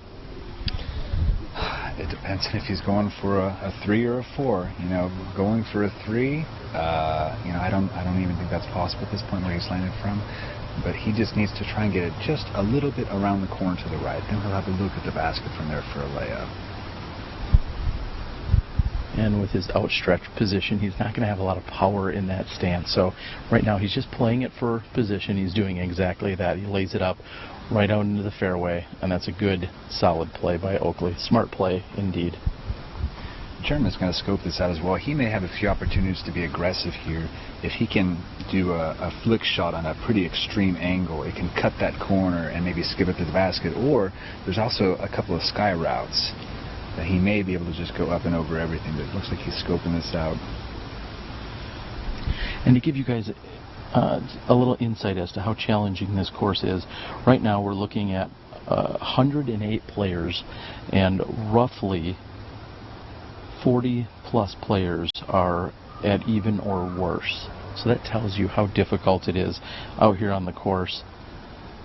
40 plus players at par or worse. Big Germ's going to go to a knee.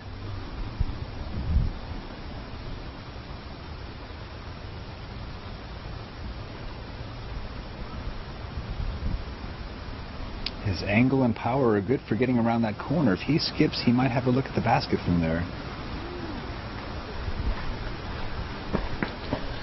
Cameron, I know you and the crew have just put in so many hours and so much work and dedication into this event. What is it like preparing for not only the annual event, but also the Disc Golf Pro Tour to come to town?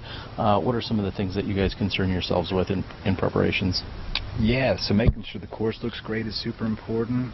Going out and getting sponsors, working with the community and local vendors, things like that. And then also just actual planning of the event, making sure that things run smoothly, that we have plans for everything, that we are fully staffed, that you know, we have a great players party, that the pub crawl goes off without a hitch. All of it, you know, this is all unpaid work. We do it because we love disc golf, because we love Waco, because we love these courses.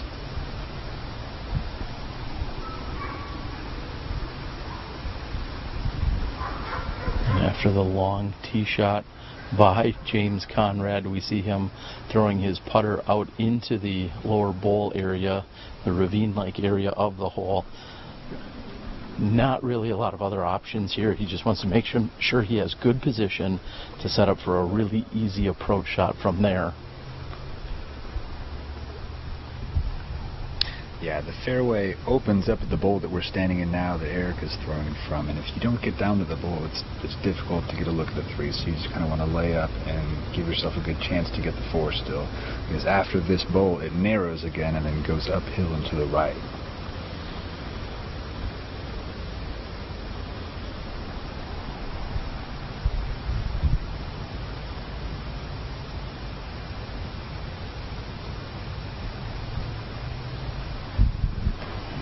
Oakley pulled that one too far to the left. There's a gap that you must hit as you're sitting here, as you just mentioned, when you're down here in the bowl. You have one distinct way to get at the pin from here. There's really no other way to get creative or crazy about it, but you have to execute. You have to hit that gap. Yeah, and the approach from there is a layup. You know, it's not even an especially easy one. It's a high and high, so you've got some trees to deal with in the hill. James is lining up his shot, going putter-putter. He should have a pretty good straight look at the basket, but there are a few trees that he needs to decide if he wants to go to the left or right of.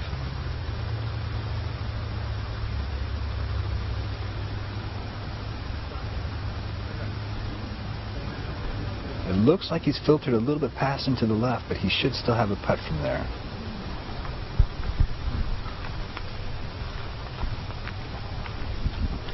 And this is a situation where Kevin Jones had thrown his forehand roller and was really trying to get down the fairway and take and bite off as much as he possibly could. However, it may be very punitive to him as he's now in a lot of brush and shrubbery, trees, shul, whatever you want to call it. What do you guys call it down here when you're off the fairway like that? Is that shul? Something else? I just call it a mess. It's problems and bad decisions. It's over there.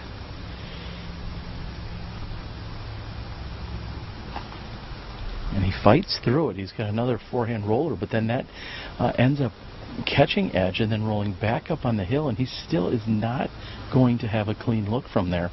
Would he have been better off just trying to pitch out with a regular shot, maybe? You know, he's got to trust his game, and if he feels like that shot was the best one, I applaud him for going for it. He just didn't execute it enough. But where he's at now is slightly less obstructed, but you're right. This looks like a layup shot to me. And sometimes it's just tough to take your medicine, you know. He was probably looking at that thinking, well, I could just lay it up into the fairway and then I'm going to have to get up and down from there. Or he thought, well, if I just give this and hit the angle just right, I might be able to actually get up there and look at a putt. And as you can see them deliberating right now, he's really in no better position. And, you know, he's not 6'7" like Germ is, and so he doesn't have the ability to reach around that giant tree that's to the right of him, or it looks like he's looking to go just straight through again, another flick roller.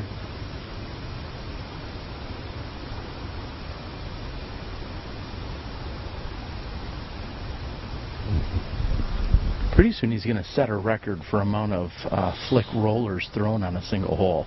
That's the last 3 shots have been flick rollers. I hear some clapping, but it looked like it was the same result to me.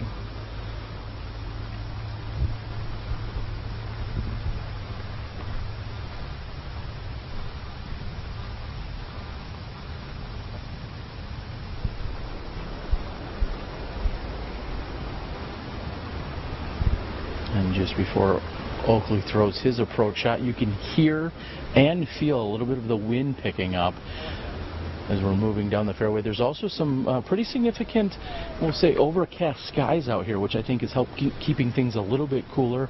We're dealing with temperatures in the 70s. I think we're going to push mid to high 80s tomorrow and then back into the 70s during our final day. Most importantly, I think we're going to be clear of rain. Oh, thank God. I sure hope so. Germ lining up an approach shot. Settles right up next to the basket. I really like that play. There was a very tiny gap off to the right. Maybe if you want to be aggressive, think about trying the absolute hero shot for a putt. But Big Germ takes the wide gap, puts it right next to the pin. Easy up and down.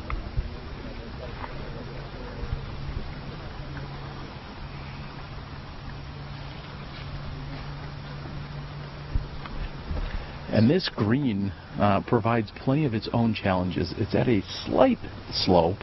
It's not exactly a hillside, but it's at a slope. There's a lot of undulated ground up there, if that's a word. I think that it is. And there's a lot of things that could happen here. And it's not exactly clear from all directions. Yeah, there are a lot of skinny trees and brush inside the circle on that, as well as a few trees scattered in this circle. It's precarious. It looks like Kevin got his roller onto the green. I think it looks like James is Maybe circle's edge. He's got an uphill putt.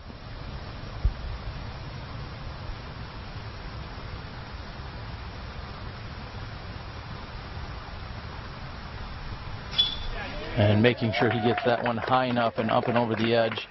Conrad with a solid putt. James Conrad, before starting this hole, was sitting at 3 under par. Koling at 4, Oakley at 5, and Kevin Jones at 3 under. I was waiting for the forehand flick putter. A roller putter into the basket? Might as well get, if you're going to commit to it, I mean fully commit. I'd like to see the last 4 shots on the hole all be flicks. That sounds like a bad game of ripped revenge. And everyone is cleaning up. It sounds like we may see the second to last card in a few moments when we move on to the next hole. We'll see you there. We're coming to you live from Waco.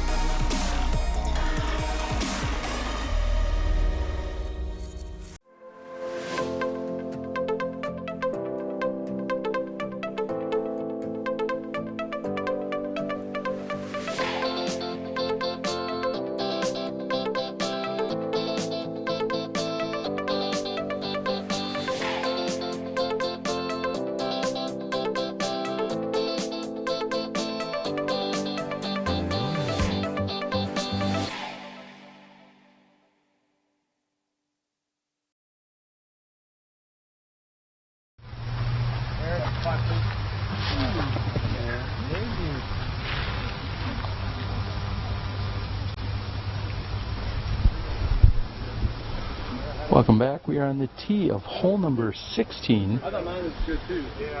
After a very challenging par 5, we then move over to a par 4. What are they trying to do here?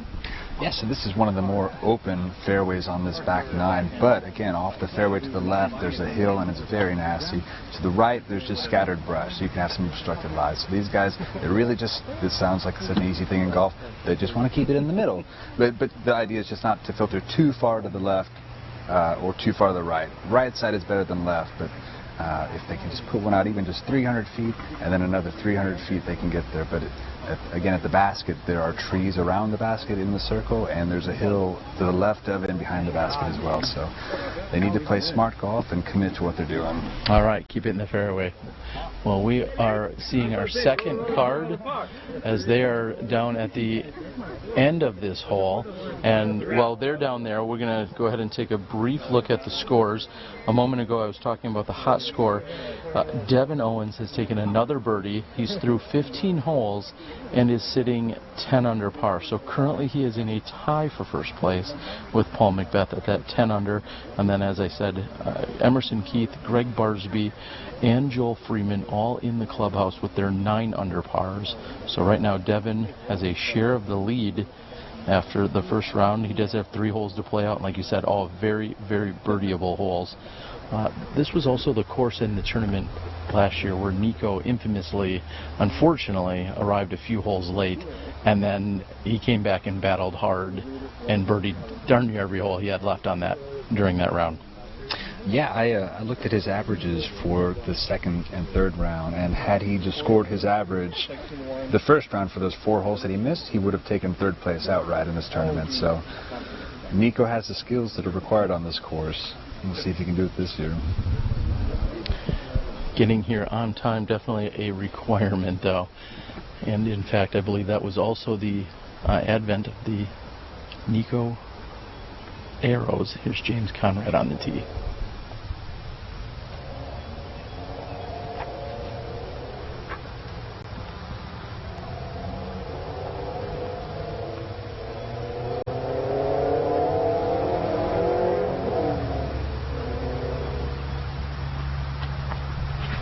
One of the best T-bird throwers in the game. He's got this pipe down the middle.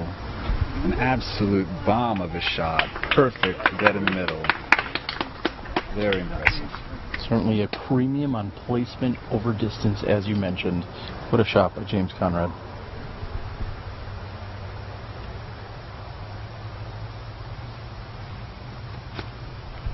A 591-foot par 4, playing as the fourth most difficult, and Big Germs fades to the right side.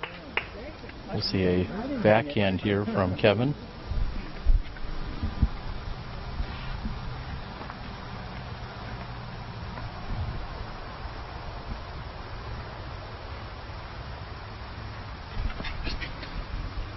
Plenty of power. He just keeps us a little left. As long as it doesn't skip too hard, he should be okay. This is also the first hole in quite a few holes that he's thrown a driver off the tee, having plenty of power enough to get a mid-range or a putter out there.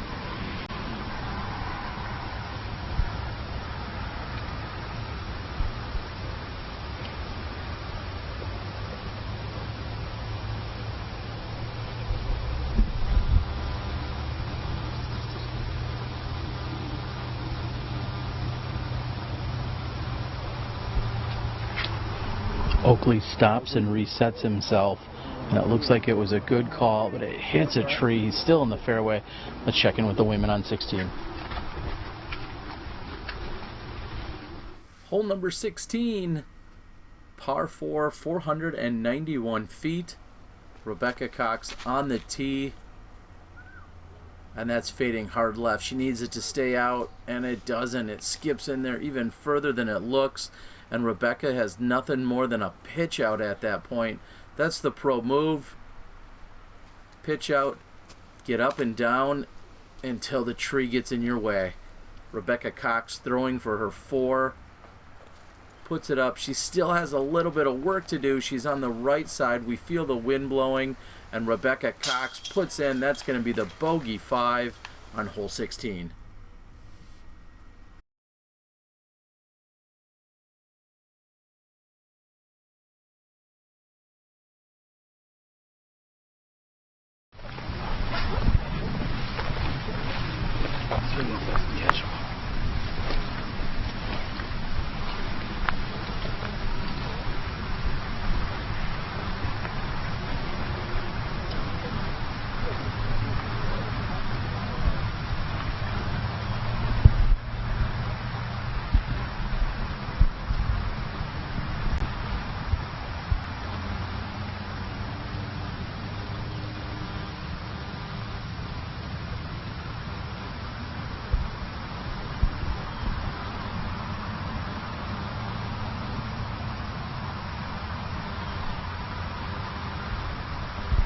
And even with Oakley being on the left side of this fairway, he looked to be in really good position.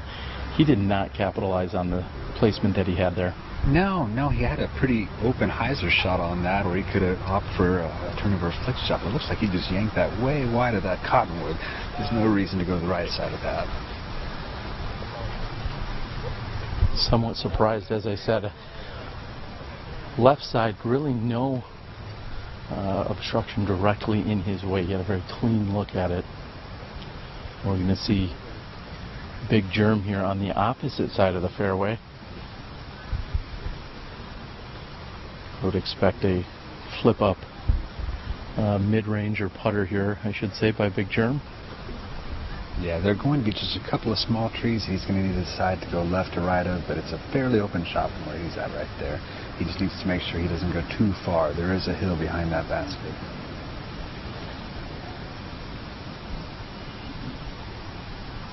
This hole offering a much wider fairway than we've seen on the last 4 or 5 holes. This hole a little bit more reminiscent of the second and third holes that they had played.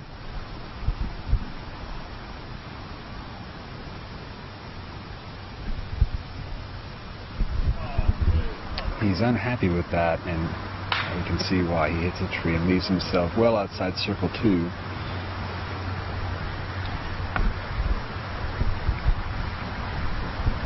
Interesting air there by Jeremy Koling. Again, just like we saw from the previous thrower in Oakley. Kind of surprised to see them messing up what seem like relatively easy approaches here. Let's see if Kevin can dial this one in. He's throwing one of his overstable putters, and it skips, but he settles just fine underneath the basket. That's an easy 3. He's going to be very happy with that.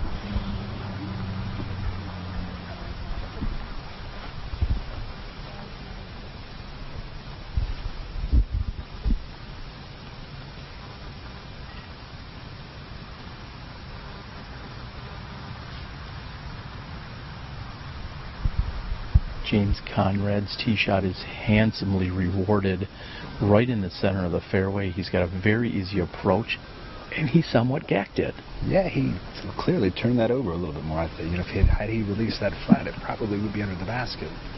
That's an interesting mistake to see. I did not expect that at all. He's so good with those putters, his control. That's why he shot so well in these woods last year. So to see a mistake like that is uncharacteristic of James.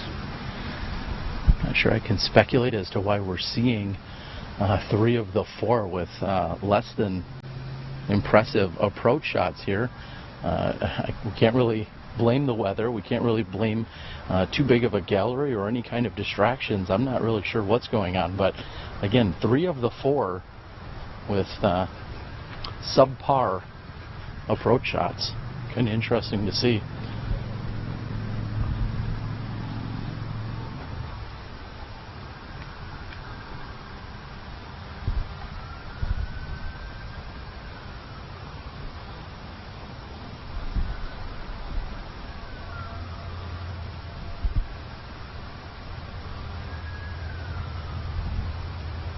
And Oakley is on this right-hand side, and he's got a little bit of work to do. It looks like he's taking his time, finding his position. He's going to get his footwork and his placement behind his mini.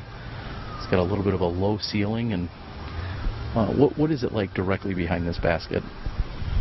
There's a hill, there are a few scattered trees, and it's actually kind of open on the ground, so it's not too hard to get a roll past the basket off into the brush where there's a little bit of poison ivy here and there, but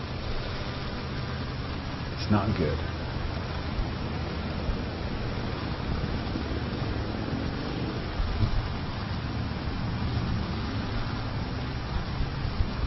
And that came down relatively flat. He should be fine. Oh, and it gets up and rolls. I'm corrected. Sorry. As I look off, I look to my left after moving positions, and I see the putter get on edge and roll down the hillside. It's just getting worse here. Yeah, he took a lot of time on that shot. Clearly, he was very obstructed in there. He was just trying to lay it up, and it just caught an edge and took a bad roll. And now he's outside of circle 1. Just inside of circle 2, it looks like, trying to get a putt down.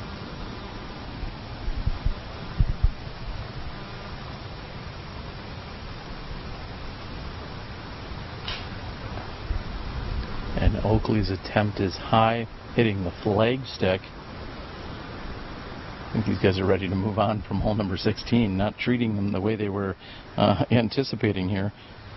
This is coming in as the 4th most difficult hole on the course, playing at 4.26, and I think our group is proving exactly why it's doing that. Yeah, absolutely. This is just another example of being off the fairway, eating a stroke or 2. Even just a couple of feet can really affect your footing or any windows you may have to get a disc besides just tossing out. I'd go as far as saying I was expecting 3, if not 4 birdies after seeing those tee shots. So this has been an interesting turn of events with these approach shots. And it sounded like that one fell out, and German looks frustrated.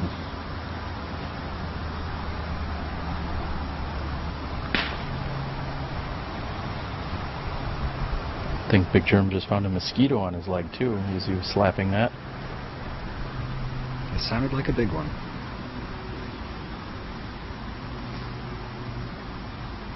It's like James has an obstructed lie. He has an opportunity to fix the mistake that he made on that up shot.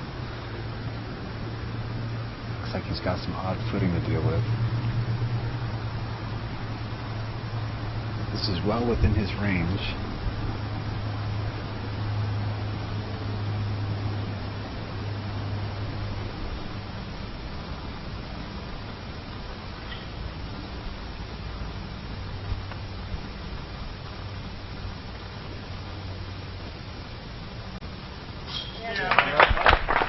gallery can applaud here as Conrad makes his putt. I think these guys are just pacing us a little bit between us and the next group. For where he put his drive, the birdie should have been a lot easier than that. And Kevin taps in. We'll see you on the next hole in a few moments.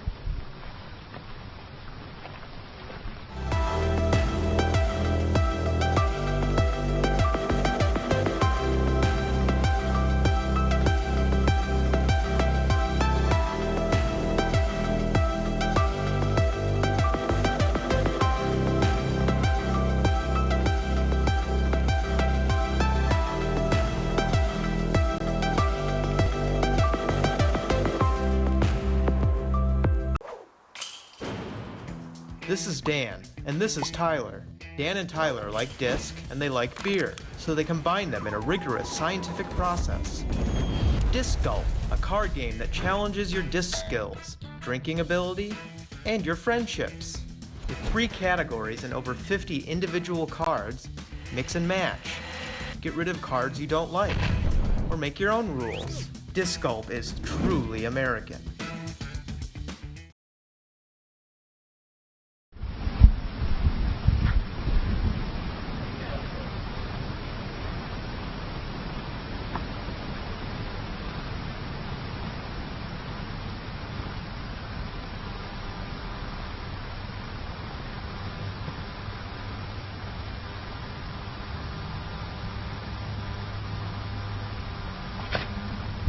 James Conrad with a putter off the tee here on 17, 279 feet. That one looks to be a little bit tight and left, hitting a tree.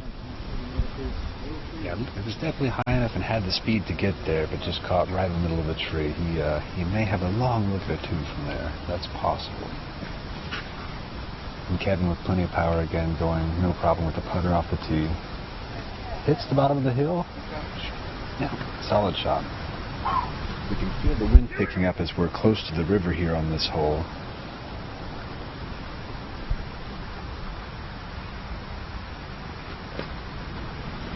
Big Germ with a relatively effortless flick shot that does get a high skip at the end of it.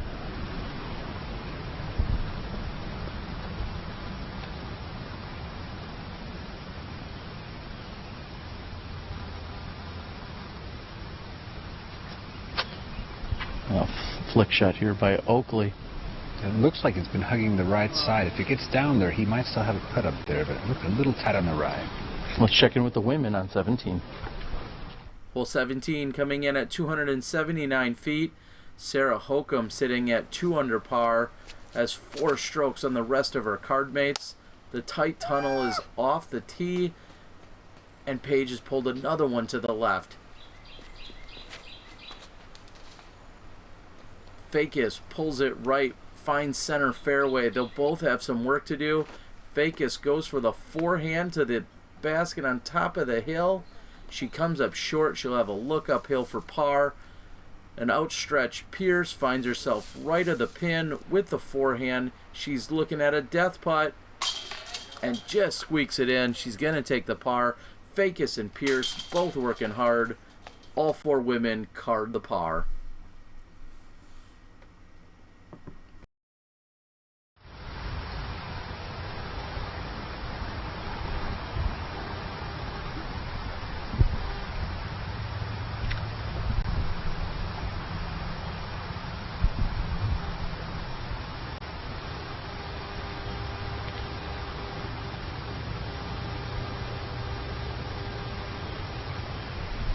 James Conrad from just outside circle 2 gives it a great run. Put a lot of concentration into that. You knew he was going to run it as soon as he was lining it up.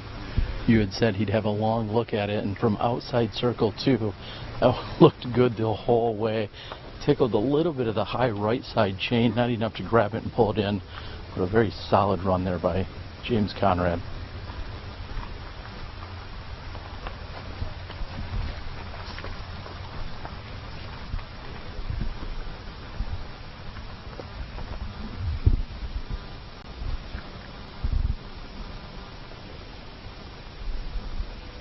Looks like Oakley has some obstruction in his putt from the high right side. He's on the platform though. Yeah, he's got to be careful if he decides to run this because of that hill.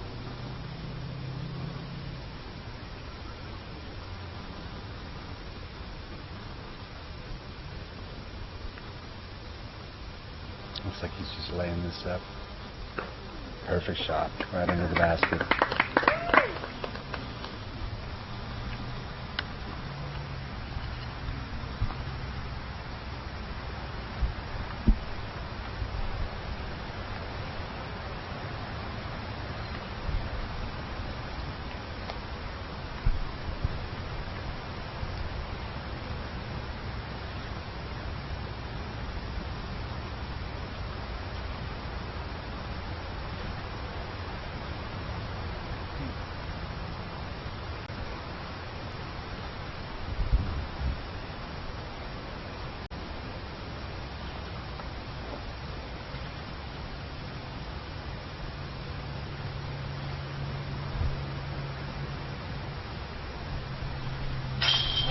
Big Germ fully committed to that one.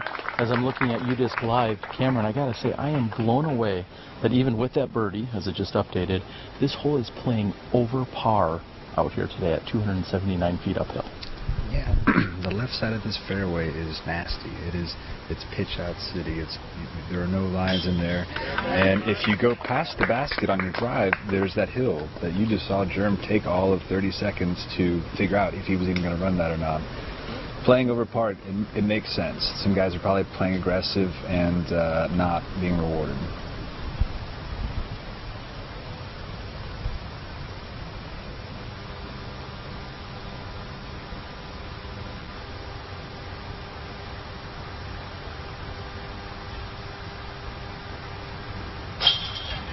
And Conrad completes for the par.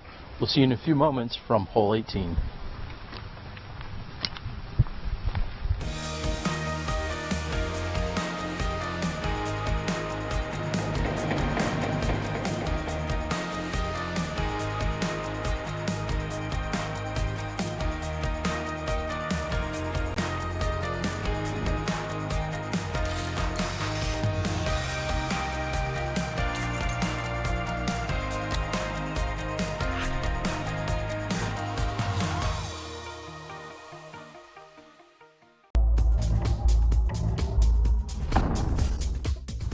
Name one of two players who had a 9-birdie streak at the Waco Annual Charity Open of 2017.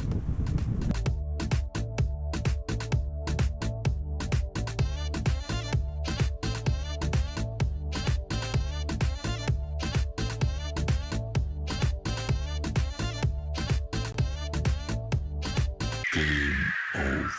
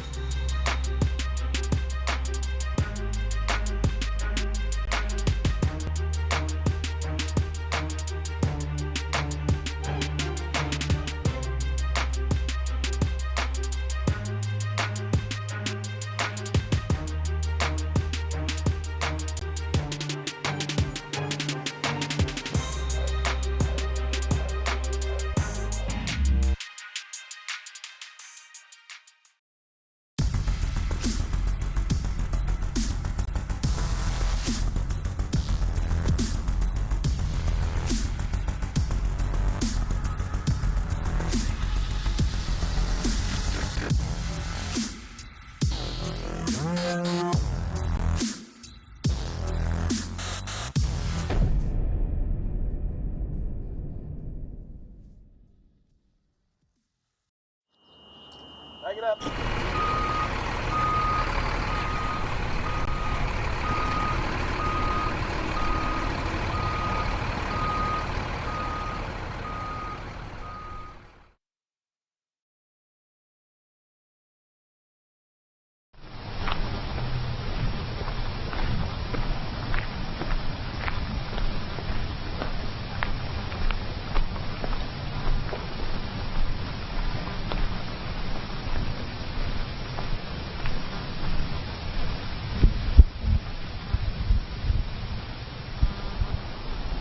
Welcome back as we are here in the fairway of hole number 18 Terry Miller, the disc golf guy, along with Cameron Frymark.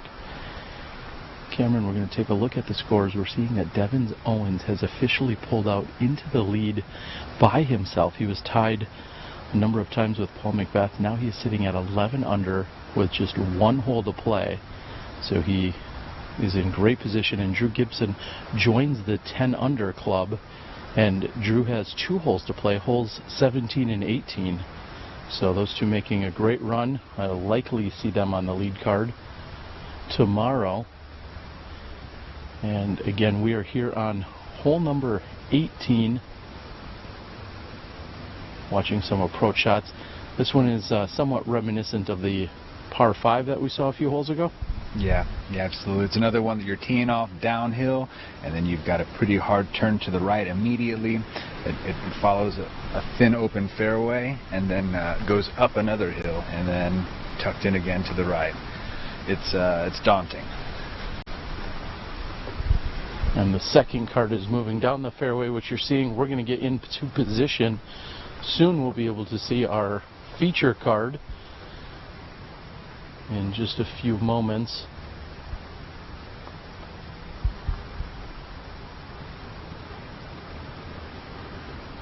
Any bold predictions of what we might see on this hole, Cameron?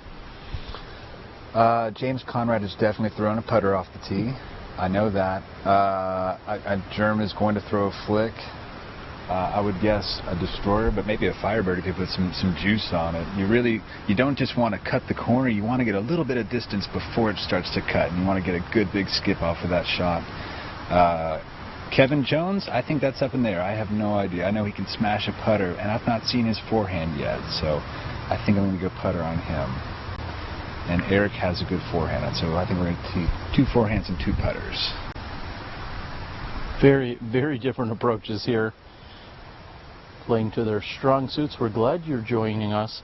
We're here for the first round of the Waco Annual Charity Open, the second stop on the 2018 Disc Golf Pro Tour.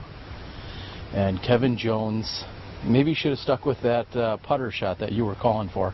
Yeah, he threw that into the ground, and those don't always get terrible skips on this one, but he did, kind of off to the right side. He's going to have a tough time trying to get an eagle on this hole, but he may still be able to salvage a birdie on it. Germ, plenty of height on this shot, a good skip, and that is a perfect landing spot. That is way down the fairway. May see another forehand coming from Big Germ. I'm going to say that we will. As you said, that looks like an almost perfect drive there. Yeah. Putting himself in great position. We're going to see a beat putter, as you called for. We're going to see that by I almost called him Cameron Frymark. Do you throw beat putters here too? No, I have been working on my forehand shot. I can't throw a putter this well. Yeah, it's not as far as Germ's, but it's in the center, and he's going to have a good angle to get to the basket from there with another turnover shot. I'm going to guess probably with that same putter. James Conrad, center fairway, in great position. Eric has good height on it, but it's holding the right side a little bit tight. We'll see if that skips out. The distance is okay, but he has a tight line right there to get to the basket. He's going to have a hard decision to make when he gets to that line. Let's see how the women teed on 18. Hole 18 is a rough one at 609 feet. The par 5. We're catching up on the approach shots. That's Sarah Holcomb's second shot. She didn't make it off the tee very cleanly. She's now throwing her third. This hole sets up nicely. She could have used the skip there. Instead, it kicks her to the left. She's throwing her fourth shot. Gets another ricochet, and she'll be looking at a putt from there. Sarah Holcomb for 5, up and over. Meanwhile, Paige Pierce says, I'll take the par. Never a doubt. She doesn't even feel like she deserves it. Rebecca Cox, keeps it in there. She takes the par. Meanwhile, Fakis has a drop in for birdie, and Sarah Holcomb is going to lose 2 to Fakis by taking the bogey. We're through hole number 18.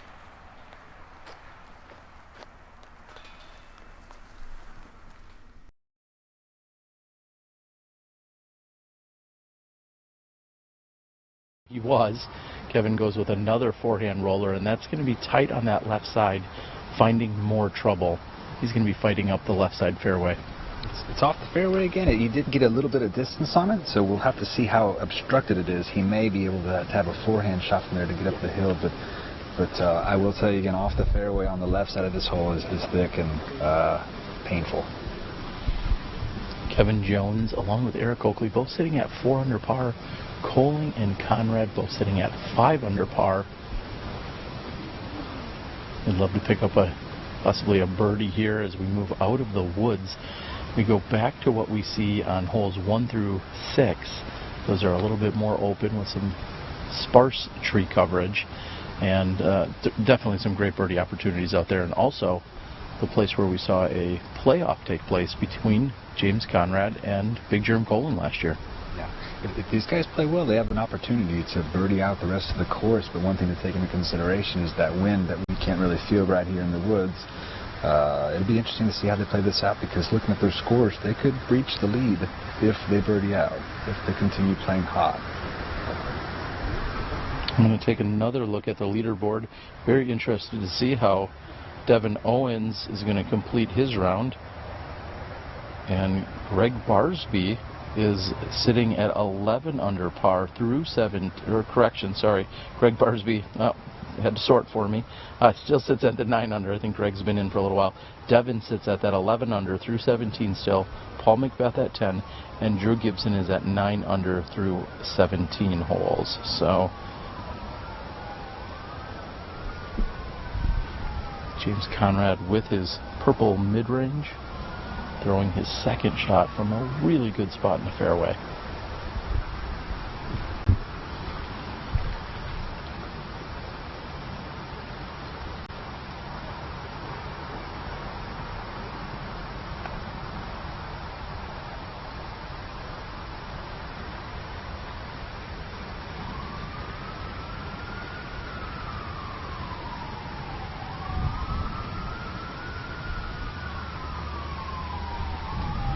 We have sirens going off in the background, but James throws anyway, and it looks like he's made it all the way up there.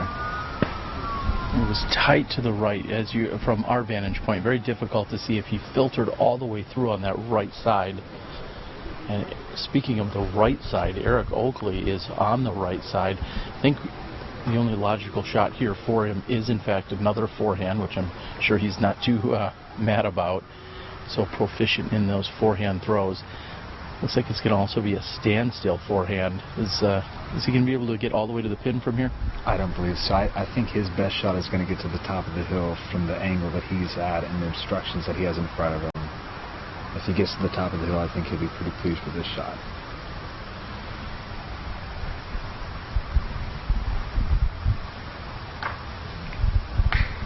And Oakley hits a tree directly in front of him. And then it kicked to the right, not giving him any better position than what he just had. It may, in fact, be worse. It is a very, very, wow. You know, we saw a similar thing happen to James Conrad on this hole last year. He was actually on the other side of the fairway and was attempting a forehand shot and hit a tree in his swing.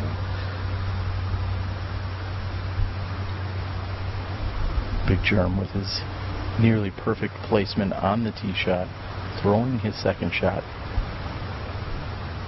Is he trying to keep this high or low? If he wants to get to the pin, he's got to put it up a little bit. And it looks like he has the height to get over the hill, but it's coming in hot. There is some brush around the basket that can kind of catch the disc. We'll see where he is when we get up there. This being the last group of the day, talk a little bit about the format of the tournament as to who's out here playing. Yeah, so we started the mornings with our age-protected divisions, and then our ladies division tee after, and then the rest of the afternoon is the MPO. So they start on, these players, the professionals, all start on Thursday. Our amateurs will start on Friday, and everybody will play 3 rounds. The pros play all tee times the whole time they're out here, Thursday, Friday, Saturday, and the AMs have shotgun start Friday, Saturday, but then Sunday they get a treat. They get to come out to this beautiful course and play with this gorgeous setup, the perfect MC work. and they get tee times on Sunday, so we get them a little bit of taste of what the pros get. It's a really special event. We love doing it. All right, we're going to move down the fairway, listen to a word from our sponsor.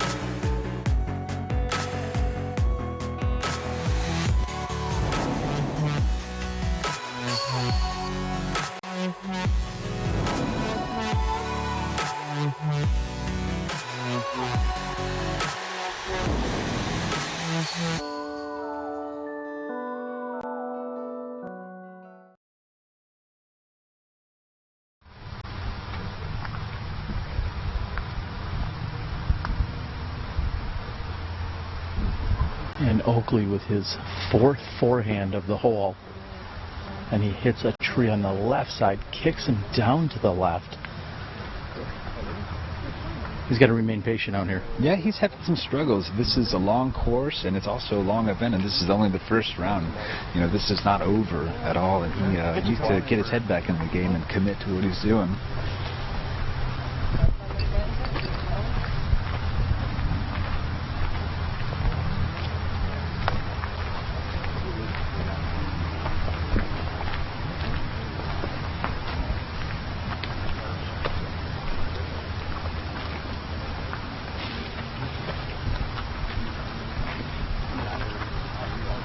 Conrad here on the right side, looking at maybe a little over 100 feet to the pin.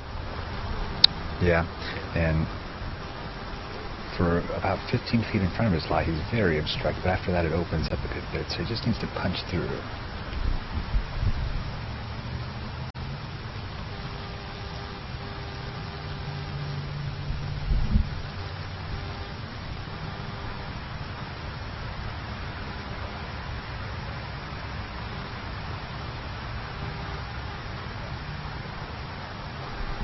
Somewhat rare sighting that we see James Conrad with a forehand to get himself out of trouble.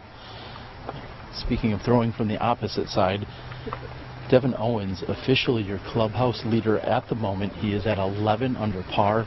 He has completed his round. He sits in the lead at 11 under with Paul McBeth in second at 10 under. Drew Gibson still has the final hole to play as Drew sits at 9 under par. And Kevin Jones just lays that up from the top of the hill. Next we'll have Eric from a somewhat obstructed lie down the hill. There's some windows through there. Looks like he's weighing all of his options. Eric for his 5th forehand shot in a row.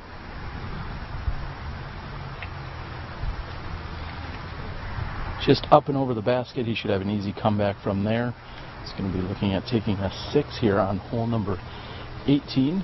As our gallery continues to move down the fairway, we'd like to thank all of our watch parties that are taking place throughout the country. Shout out to everyone enjoying some live disc golf right here at the second event on the Disc Golf Pro Tour in 2018.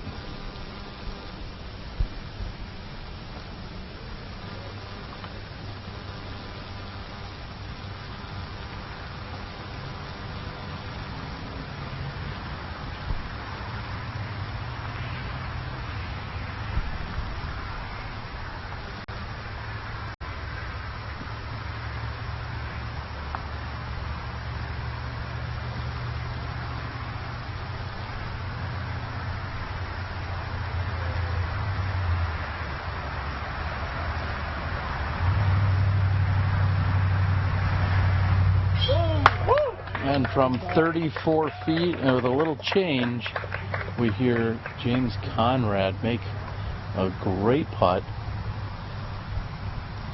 Yeah, he took a lot of time to think about that shot and commit to it.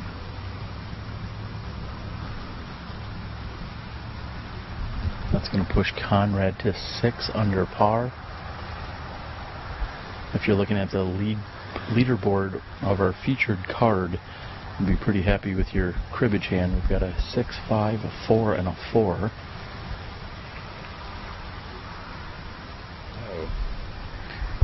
looks like Germ is wiping quite a bit of brush over there. He's going to have a difficult time getting from behind that without breaking any of the brush back there, because that's still alive.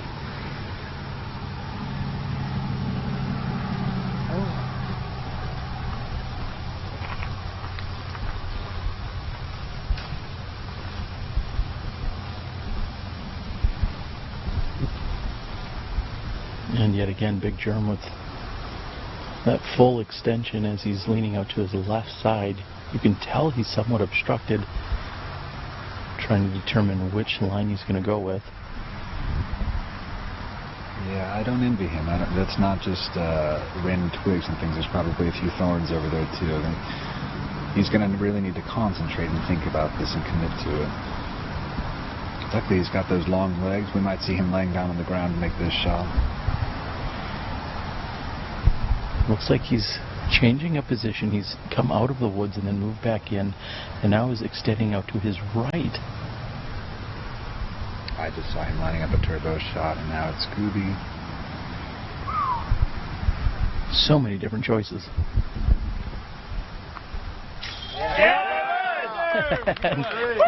Ultimately picks the right one. What a putt by Big Germ. I'm not going to call him on the 3 minutes of of lining that one up. Great effort by Germ. I think he was just faking us out. I think that putt was a lot easier than we thought it was. Trying to be a showman, is that what he was doing? Oh, yeah.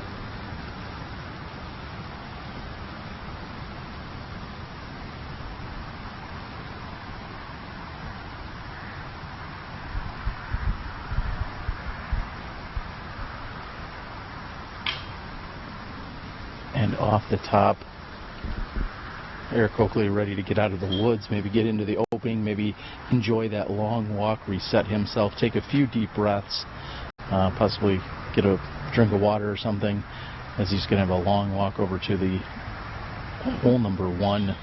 Kevin taps in. We'll see you guys from there after a word from our sponsors.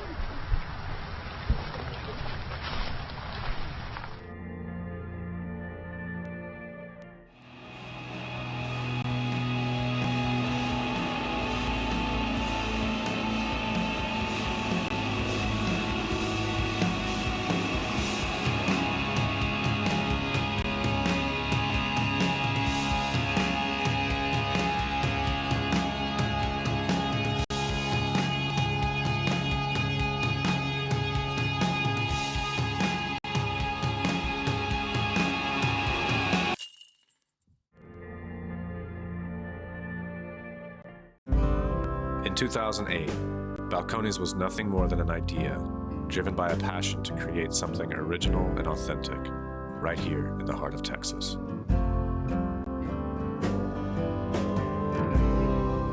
We've made a significant investment not only in our operations and whiskeys, but in the community that we know and love as Waco. Distilled in Texas, distinguished in taste.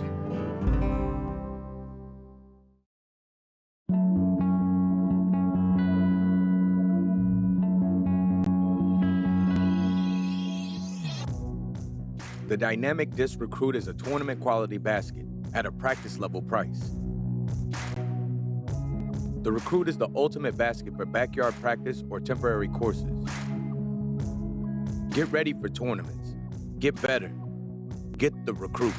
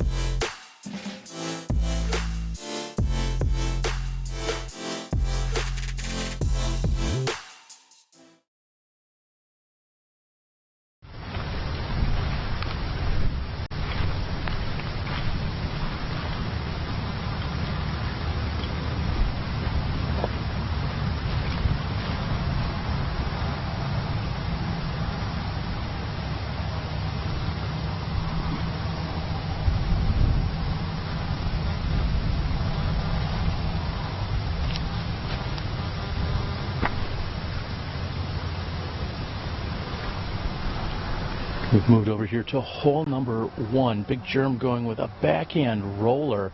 I love the shot. How's the result? Looks fantastic. That's one of the further drives you're going to see on this hole. The tailwind going right now is just perfect for that shot. You know, getting it down on the ground initially is hard because of the angle on the hill that's got to hit, but he executed that very well.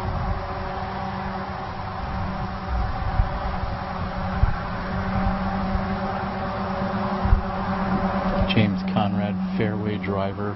We're going to see a little bit more traditional route here. Yeah, one of the better T-bird throwers in the game. He can crush those 500 feet no problem, and also very accurately.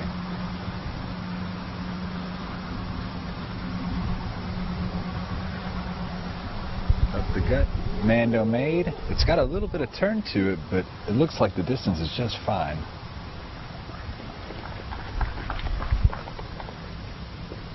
Excited to see what kind of energy is put behind this one by Kevin.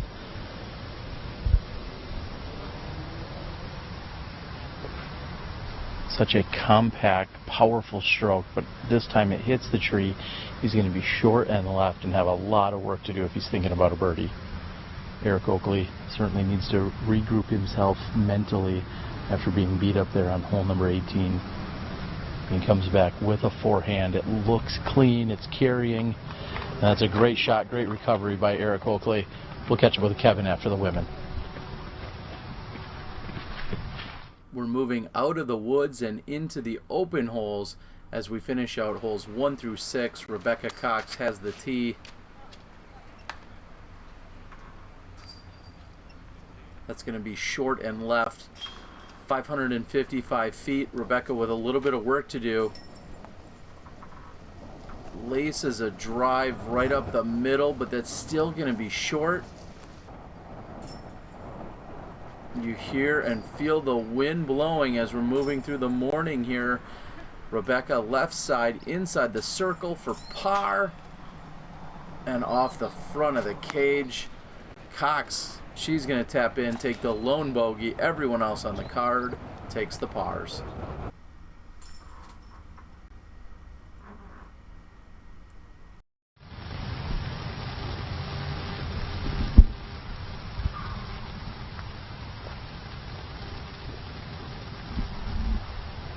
Kevin throws his second shot. He's got to be thinking about the sidewalk OB on that left side. And we'll catch back up with you in a few moments.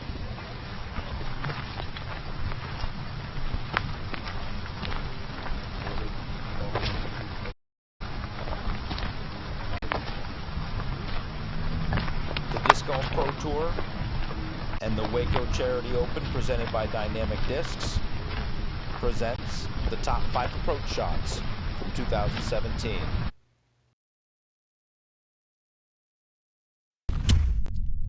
Number 5, Eagle McMahon on hole 13. Number 4, Ricky Wysocki, hole 16.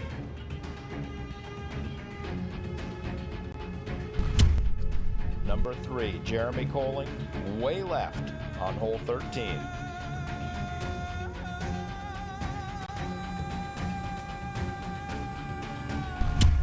Number 2, Ricky Wysocki, hole 6.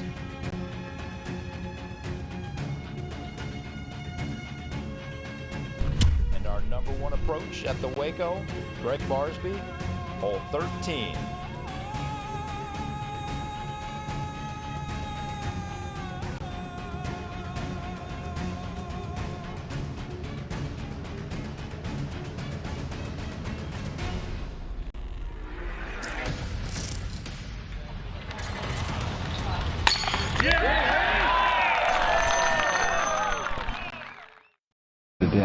It's still left him inside the circle for a putt. He should be fine. And looking at Germ's drive, it looks like he is inside of circle 2, just outside of circle 1 for his eagle putt after just scoring an eagle on the last hole. He's got what looks like a pretty direct tailwind putt too. He's going to have a good chance to go for this. A few moments ago, in looking at the scoreboard, we saw Jeremy Koling at 5 under and Eric at 4. After hole 18, we see Koling at 7 under and Oakley at 2 under. They are now 5 strokes, which once was. Oh, and as Jones just hits off the side of the basket, it gets a little roll away. But it really talks about a momentum swing, if we can borrow a Ricky Wysocki patented term in momentum. Quite a difference. And if Koling can convert on a eagle here and go back to back. Oh, and just short. He's going to have to settle for a tap-in birdie. Oh, yeah, those are so terrible. Yeah, good run, solid run. Just that tailwind can push the disc down a little bit, but he had a straight line of that. Just needed a little bit higher. Great effort by Koling here. Really putting it together here for these last 2 holes specifically. And then we will be moving into a number of really great birdie opportunities to finish out this round. You can find plenty of trouble with the OB, but also some great birdies.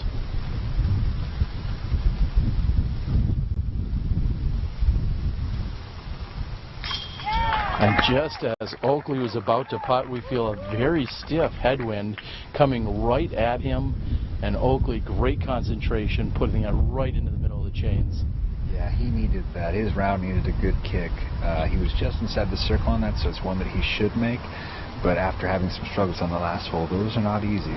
So good on him for making that.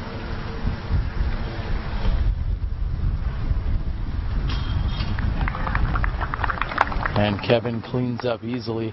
And not only are we feeling the wind pick up, I feel like it's actually gotten a few degrees cooler in the last few minutes as well. As we're moving into the 5:30 time frame locally. This is James Conrad from 25 feet.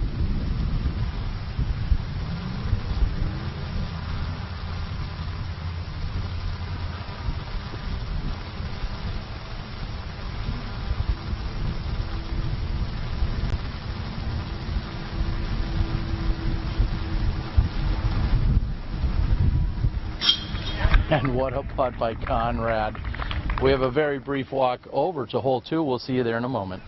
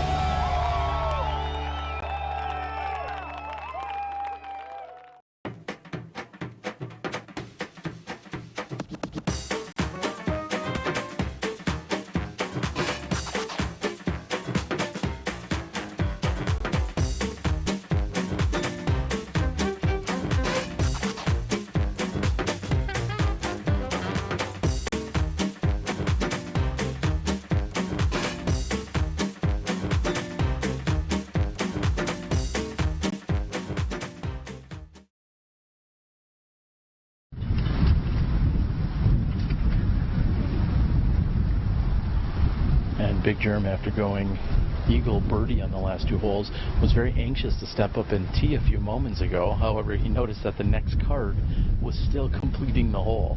And we watched Nico tap out from just a few feet. And now Big Germ is ready to go. He's got a forehand lined up.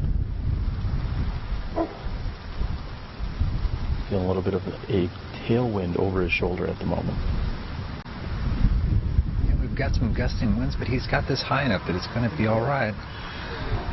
And it settles right near the pin. German's on a great streak right now.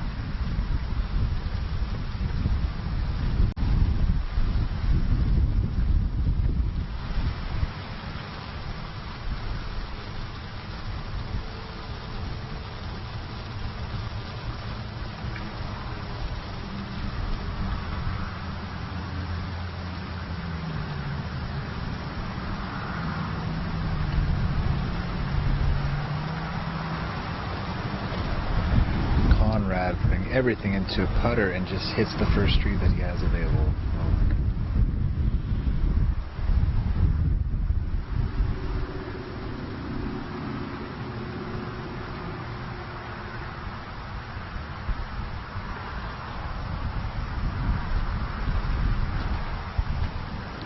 Oakley playing the wide left side, but hits one of the trees. He's going to be far short of the pin as he walks back to his bag. He was going through his motions.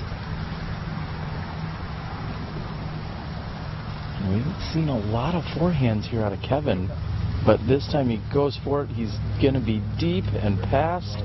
We'll see you on the green from hole 3. Sarah Holcomb still sits 1 under par, currently in second of all the women in the field. Zuka, our proud sponsor, the official disc golf cart of the Pro Tour. Lisa Fakis out of bounds left side. That sidewalk comes into play. And Paige is going to lace it right up the middle. She goes deep, gets a little kick off the backstop. Fakis can save the par with a long jumper. She puts it up. That's wide to the right. Pierce center chain. She's going to card her first birdie since all the way back on hole number 13. Paige Pierce is going to need to get it together here if she wants to finish strong. Change up by Fakis. She's in for the bogey.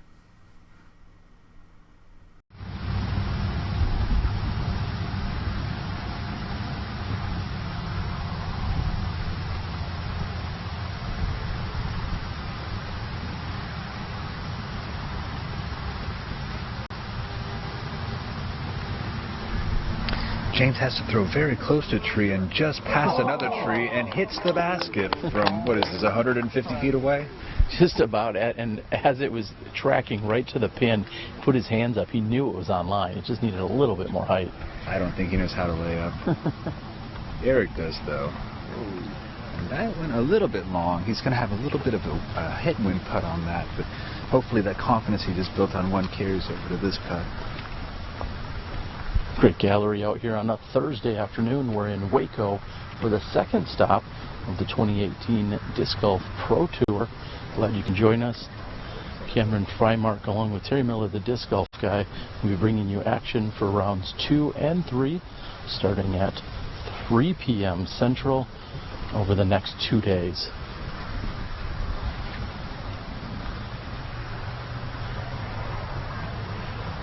As we see Kevin Jones almost finding his way all the way to the Grip 6 wall. We have to thank Grip 6 for their support here of the Disc Golf Pro Tour. And the front of the cage seems to be a popular place today. You know, you got to wonder if it's a little bit of the wind. He's a very aggressive putter, and he hasn't missed low too many times. That got a little bit of an unfortunate roll as well. Big Germ trying to determine who is to putt next.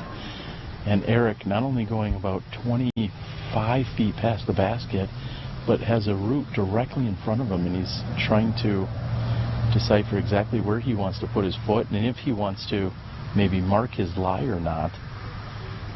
He of course has that 20 by 30 centimeter rectangle that he can be putting from. We'll see if he takes full advantage of it.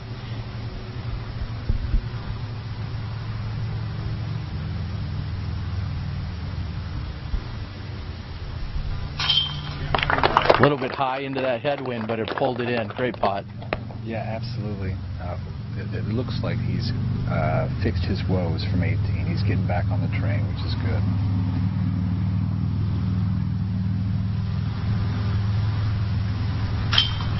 Great concentration by Kevin. There were a couple of spectators somewhat moving about behind the basket while he was putting, and he was dialed in.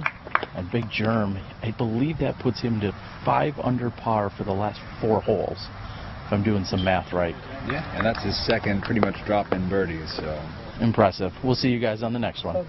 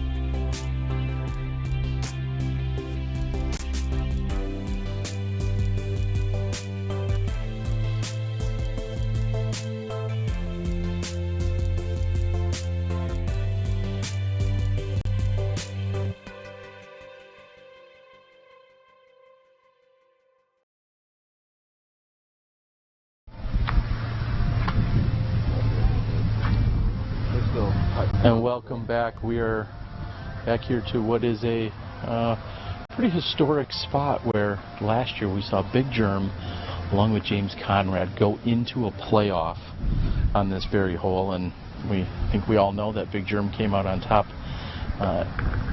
What's the plan here? You know, the wind is picking up quite a bit, so it's a little bit different than that last round of Waco. So I believe that round Germ threw a thumber off the tee pad. I would expect him to throw a forehand shot over off to the left, something you want to just land in the middle. It's just crucial to stay in bounds. I doubt we'll see James be as aggressive on this hole as he was that round, but these guys are going to be trying to card just threes on this hole, not trying to get the two. Well, and certainly something worth noting is that we have caught up to this second card, and we've caught him a number of times, and some people have said, I think maybe even we can look on UDisc, seems like there's some space between what was our second to last card and our third to last card, and I'm not going to insinuate that there might be anyone playing slow, or maybe they're struggling on their scores, but it seems like there's quite a discrepancy in terms of the pace that's taking place here. But Big Germ's going for a layup, hits, oh my goodness, he hits the pole on the left side and then kicks out of bounds. Certainly not an aggressive play, and talk about a layup gone bad. Yeah, that's actually about the only one bad thing that can happen with that shot is you can hit that pole, but that pole's tiny. It's very minute. It's not that easy to hit. That was very unfortunate for him. I also want to retract my previous statement. I think Kevin might be able to go for the two on this hole, and I would love to see that. This may be, if he does that, this may be the fourth or fifth hole we've seen him throw a driver on off the tee, and I would like to see that raw power again. Now we're feeling a little bit of a left to right, almost a tailwind. It's kind of coming over the player's left shoulder and pushing in that general direction. And Big Germ, as he's has had such momentum that we talked about, going 5 under in the last 4 holes, then getting this unfortunate break. We'll have to see how he recovers from this. He should be able to get up and down from there, but we also are now hearing that there's some provisionals of some sorts being played out on the hole currently, where they're finishing out here on hole number 3 or 4 or 6, whatever hole we're on. What hole are we on? 3. Okay. Okay, I get confused from time to time. So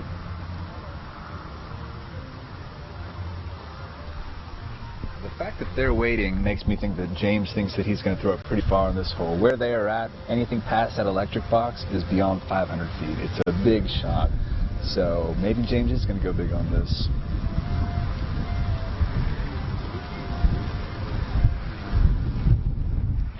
while we're at it, we'll also check some stats over on UDisc, not just the scores, but everything else that's been taking place. We hope that you're enjoying the coverage on the FPO side. See a great battle taking place. Looking forward to also giving you full post-production coverage of that. It should be releasing starting on Tuesday, Wednesday, and Thursday. You'll see full shot-by-shot coverage.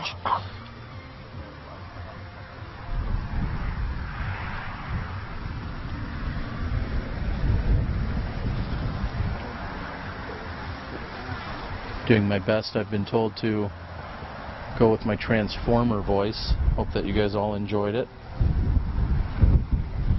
And we are still waiting as the group is clearing out.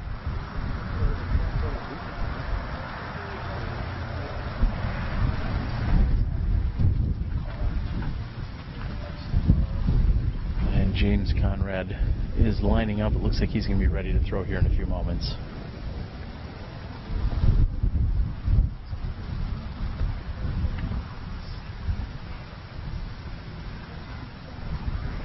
We see James for that T-bird again, basically just going up the middle. We need that to, oh, okay, that's okay. I was going to say, we need that to not skip. This, that grass over on the left side tends to allow you to skip quite a bit off to the left. So the hole that has essentially 0 trees to hit, we've seen 2 poles hit here in the first 2 shots. Yeah, pretty incredible stuff. And Eric, just a great layup out to the right side. That's going to be an easy open shot. And Kevin with a driver in his hand.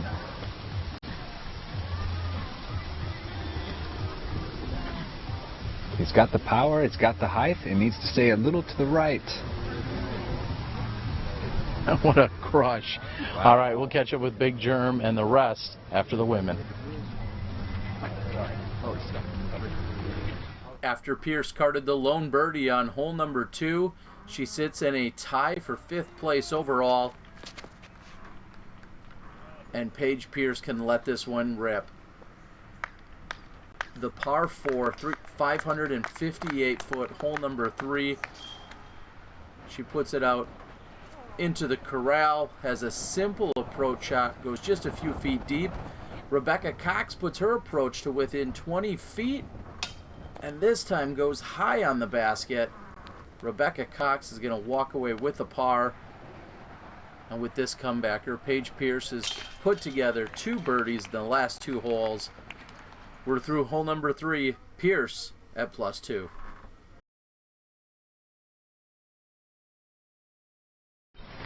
Yes, sidewalk pass.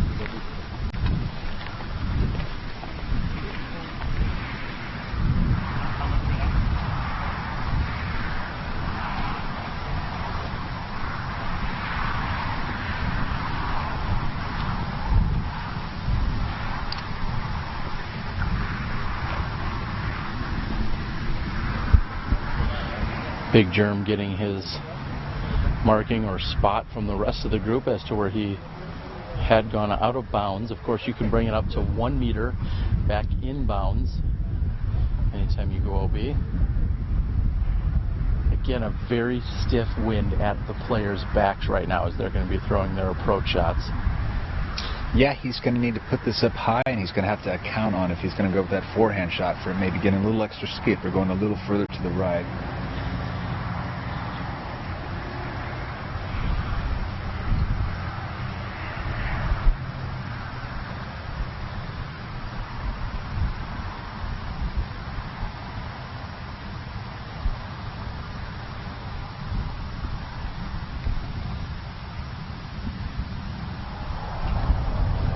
Big Germ with a mid-range, carries it up and over, and that's a great looking approach shot. Has a little bit of skip or flutter at the end there. He's in great position. And Eric Oakley not too much further down the fairway than what we see from Big Germ, but he has I would say, a very routine approach from here. Yeah, again, the same thing as Germany's going to need to put it up high in the air. This wind is not being affected by any trees or anything out here. It's wide open.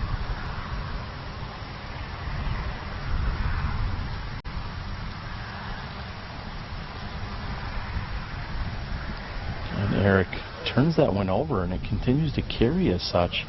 That was, I'm going to call that an outright misfire there by Oakley. A little surprised by that. What also was surprising is, with where we were standing, we could not tell that this kind of brownish, flesh-colored disc of Kevin's got stuck in the tree. We couldn't see that. You and I both saw it launched at a pretty high rate of velocity, but we did not see it remain in the tree. And Kevin's going to put himself right underneath and line up for a forehand. Yeah, that tree just grabbed that disc.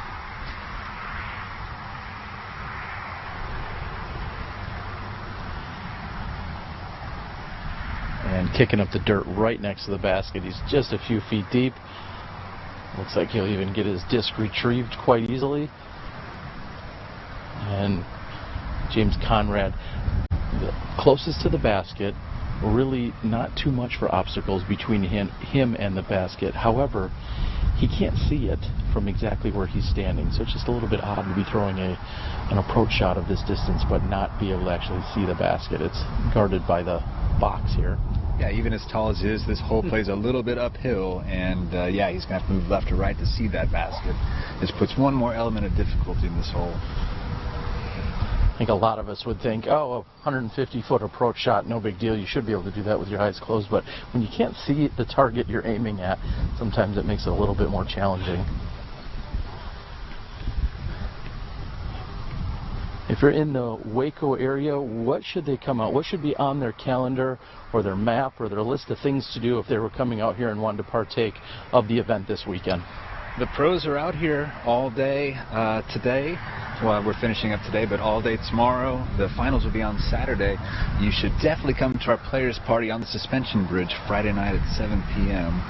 There's going to be live music, free local beer, vendors set up all over the place. We'll have the Festival of the Disc. It's going to be a huge event down there.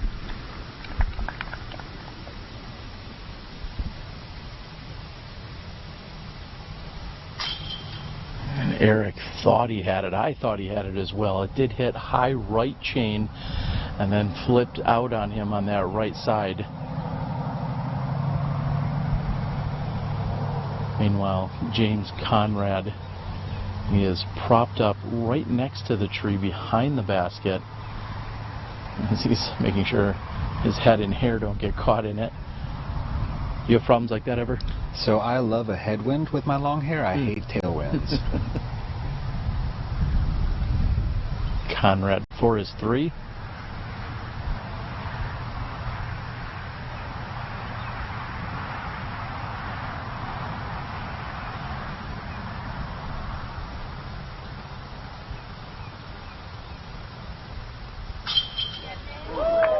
And a collective pause by everyone as that one hit right chain, hit the side of the cage, and then just teetered in at the last moment.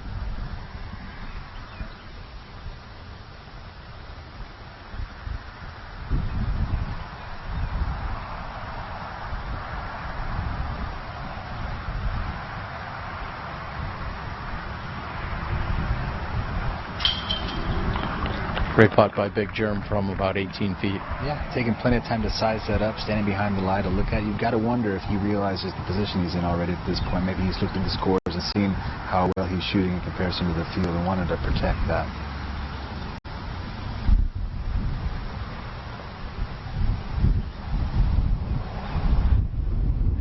Kevin contemplates going to the opposite side for his straddle. He remains where he was.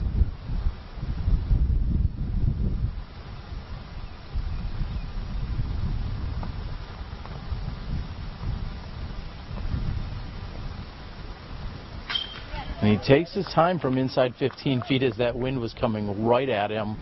A great putt. Eric Oakley's going to be tapping in, and then we're going to be moving across the walkway. Just a few left to play. We'll see you in a few moments right here at the Waco Annual Charity Open.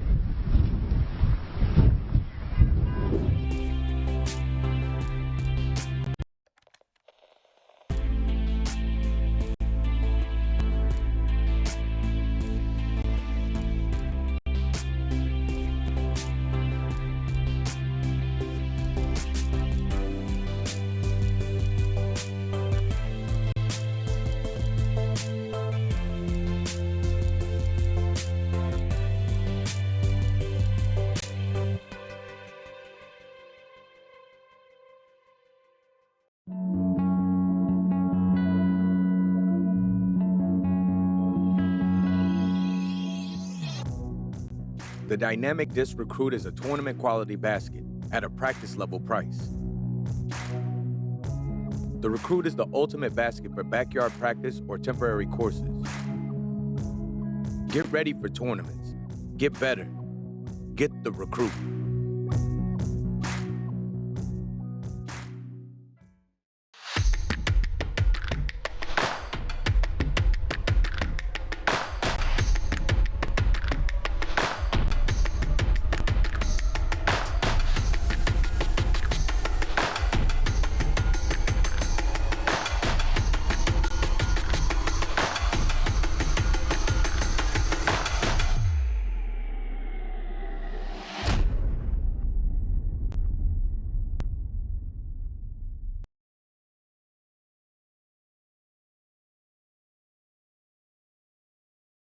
For me, it's time with my friends. For me, it's a walk in the park. For me, it's my job. For me, it's fun.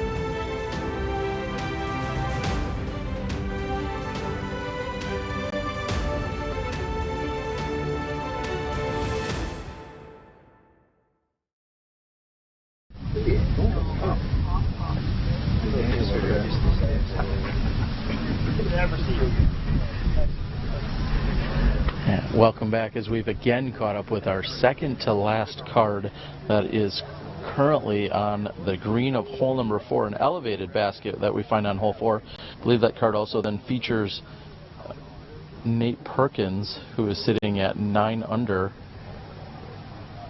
Nate Perkins tied along with Jeremy Koling, also tied with Greg Barsby, Emerson Keith, Drew Gibson, and Joel Freeman. So quite a logjam at that 9 under par. A moment ago we saw Nico miss at the elevated basket. And I believe I just saw Nate Perkins from nearly 500 or 600 feet away tap in. We're going to see any eagles out here today. And I don't mean McMahon. Very likely. With this tailwind, it sets up perfect for the roller, which is the best way to get to this basket for an eagle. It looks like, I don't know if that's James's roller disc, but he might have an air shot for this. Looks hyzer. Maybe not.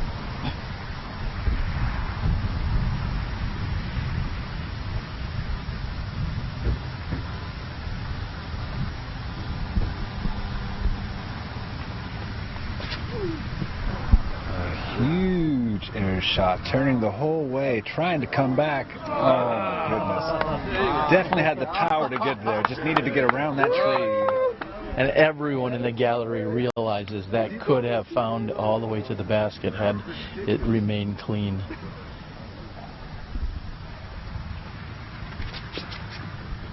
Oh, and Kevin with a misfire. That is low and right into the ground. He was just so anxious to give it everything he had there. Here's Big Germ.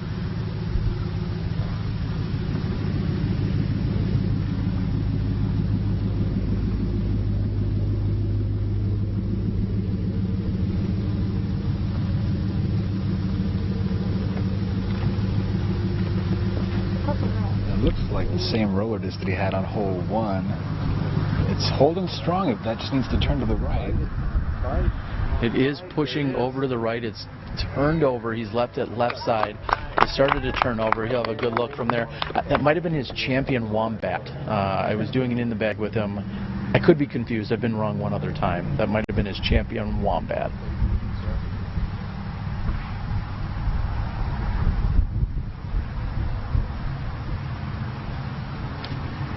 And Oakley goes with the air shot, and it's interesting to see he didn't really play the turn for it. He just goes straight hyzer. Let's see how the women did. After back-to-back birdies, Paige Pierce has worked herself down to 2 over par. She's still in a tie for 4th right now with Lisa Fakis, and another chance to air it out. She keeps this one low. The wind is turning it over, not pushing it that far right. But she finds herself looking at a long putt for eagle. Paige Pierce has the jumper. She says she now remembers the tailwind, didn't get it up high enough to the elevated basket. Lisa Fakis is looking at a long birdie, grabs a little metal. She's going to leave herself a tester coming back. Look at the wind whipping, and she hammers it home. She's going to walk away with the par. Paige Pierce, just a few feet. She wants that extra foot. She's going to borrow the mini from her card mate. Gives her the extra 9 inches, and Paige Pierce with the birdie on hole number 4.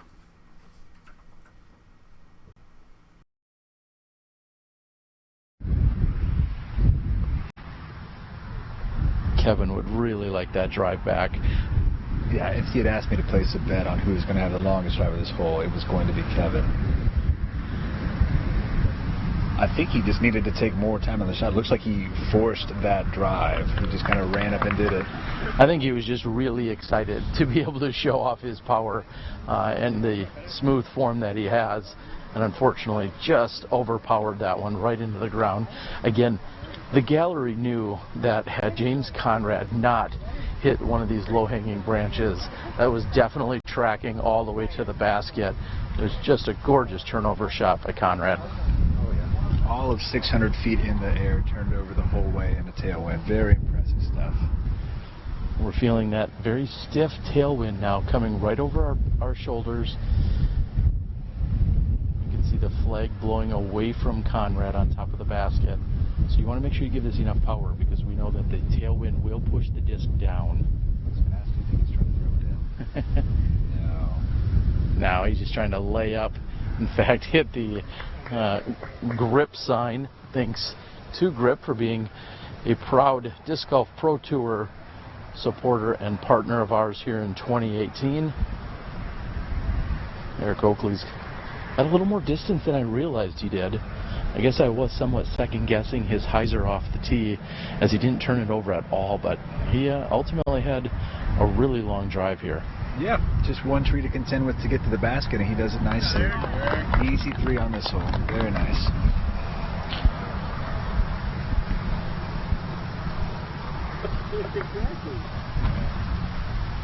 And Big Germ has placed himself just outside circle 2. He's looking at about 70 feet, maybe 71 feet, pin high with the basket, and he's laying that up. We didn't come here for layups. No, this is pretty disappointing. Thanks a lot, Germ. And Big Germ, of course, making the wise decision. He'll have what is another drop-in birdie and a great recovery from the previous hole as well, where he had a little bit of an unfortunate break. Big Germ is, I believe, going to push himself to 10 under par and be just a stroke off of the lead with 2 holes left to play, or 1 hole left to play, or 2. Yeah, there's 2, or 1600. The next hole favors his forehand shot. It's a forehand drive and a forehand up shot that he did well in previous event. Oh, and what a carom off the basket there. That was crazy the way he was putting into the headwind.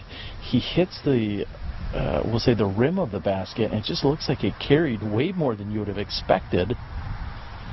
And that's carried to nearly 25 feet. That is crazy. He puts a lot on his putts. It doesn't surprise me a ton that, you know, a miss is going to go past. Although hitting the tray should have slowed him down a bit. It just speaks to the power that he puts in it. I imagine this putt with the tailwind, he's going to jam just as hard. Oh my goodness! And that. Wow.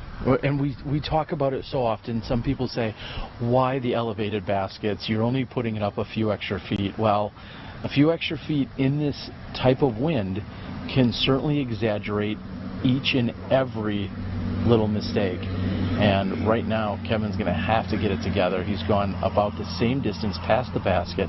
Now looking at a headwind putt coming right back at it. Let's hope he can knock this one down.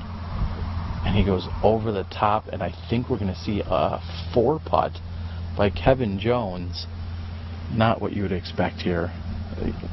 That's one way for an entire round on Raffle. Yeah, there's still a lot of golf left, but that was painful to watch. He's going to need to take a breather because the next hole is very difficult.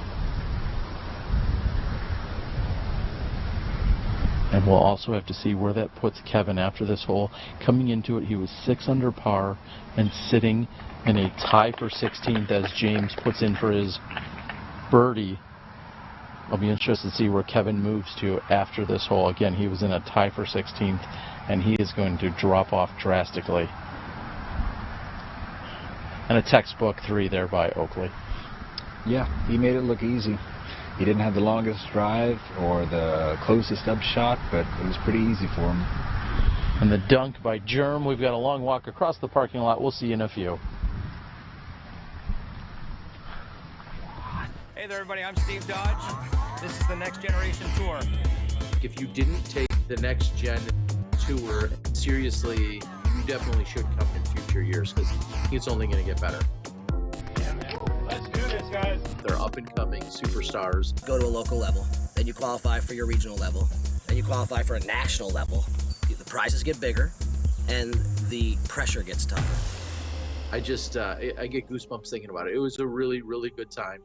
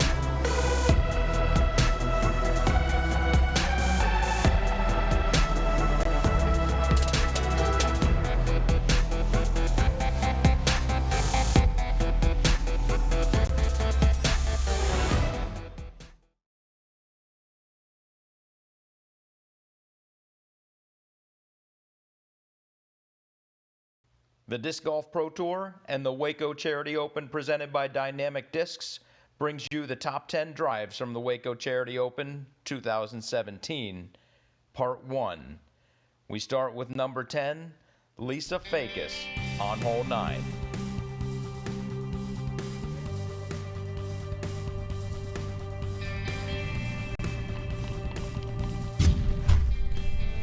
Number 9, James Conrad, hole 14.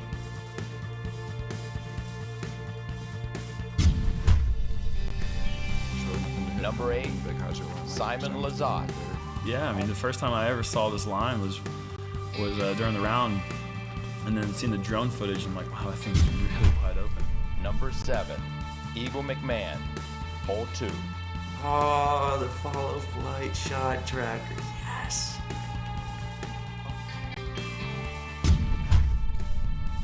And number 6, Ricky Wysocki, hole 7.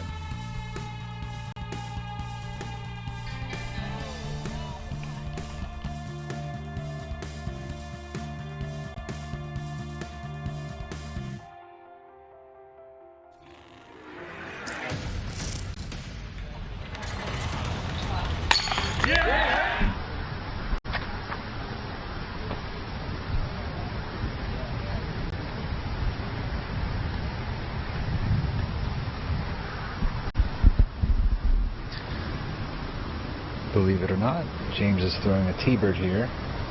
It's got a good angle on it, just needs to keep on holding it. Oh, it gets one kick around the corner. It's hard to tell because of the slope where exactly he was last in bounds, but I imagine it'd be right kind of just a few feet short of where he just landed. Germ putting his sidearm out. It's carrying pretty wide, but oh, please get out of the way. It is not able to come back, and he is out of bounds as well.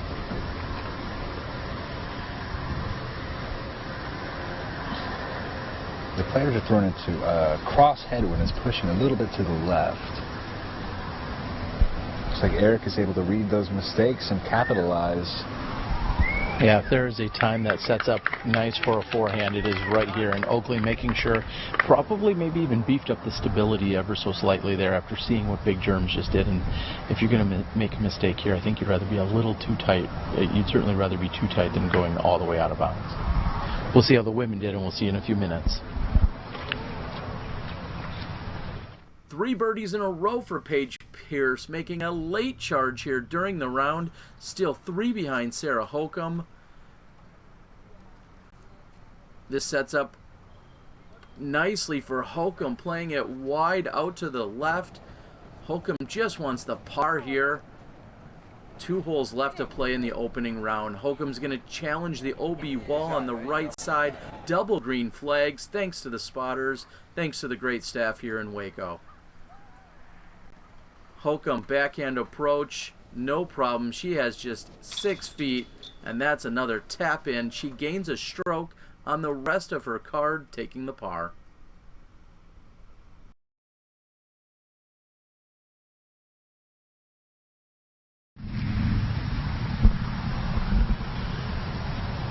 Welcome back as we are moved up the fairway here on what is our 17th hole.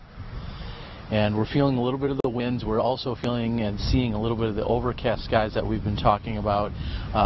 The winds are swirling, and I'm going to steal a line that I heard from Dixon Jowers. I was listening to him, and Dixon had said that he predicts we're going to have very different winds all 3 days out here this week. Is that something that's normal? Yeah, so the common wind out here is the direction that we're feeling it now.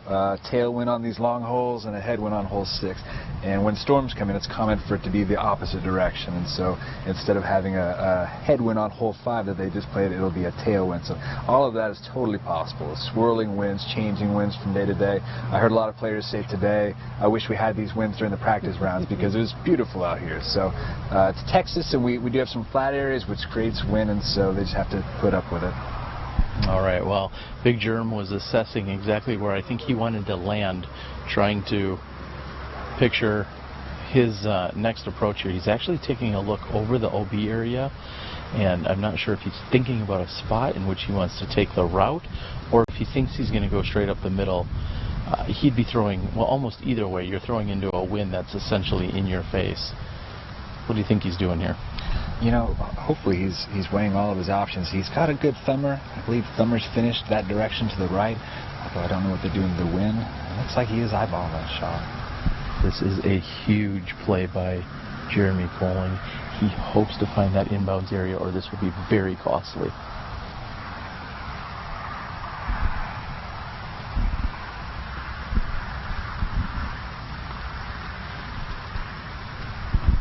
Huge moment here for Big Germ. That looks like it's cleared everything. It's going out and over, and unfortunately Germ's waiting, and he gets the call from the rest of the gallery that can see where it's landed.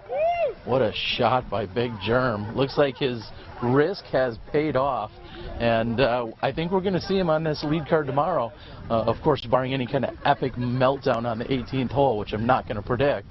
I think we're going to see Big Germ trying to defend this title during the second day.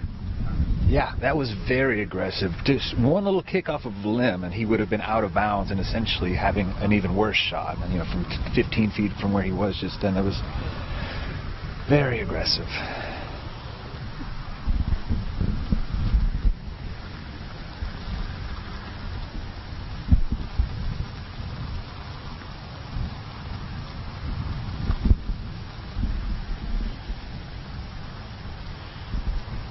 Kevin Jones is looking at his angle. I believe he's got a putter or maybe a mid in his hands. Just like any of the other approach shots here, we have to be worried about the angle and exactly how it's going to come down, and if it's going to roll. There's just a lot of danger. Yeah, for that shot, that is his only option there. Oh, then that looks like the wind is pushing it down pretty low. We're getting the red flag. He just left his tee shot a little too short to the corner to really be able to attack, and so when you do attack, you can't actually bring that disc back enough. It's a shame. Next to throw will be James Conrad. Big Germ's telling Kevin exactly where he was last in bounds, giving him a little bit of a spot as he was seeing it from on top of the hillside. And again, they're throwing straight into a headwind. We've got OB left, OB right, OB long. This is a very daunting shot. Conrad is lining up the same shot that Kevin did, but he's a little bit further and has a little bit of a better angle at it. Interestingly, we don't see him taking a run up. It looks like he's going to throw from a standstill. Is this a layup? I think he might be stepping into it, but he's throwing a putter directly into a headwind, a blistering headwind with all that trouble that we just talked about.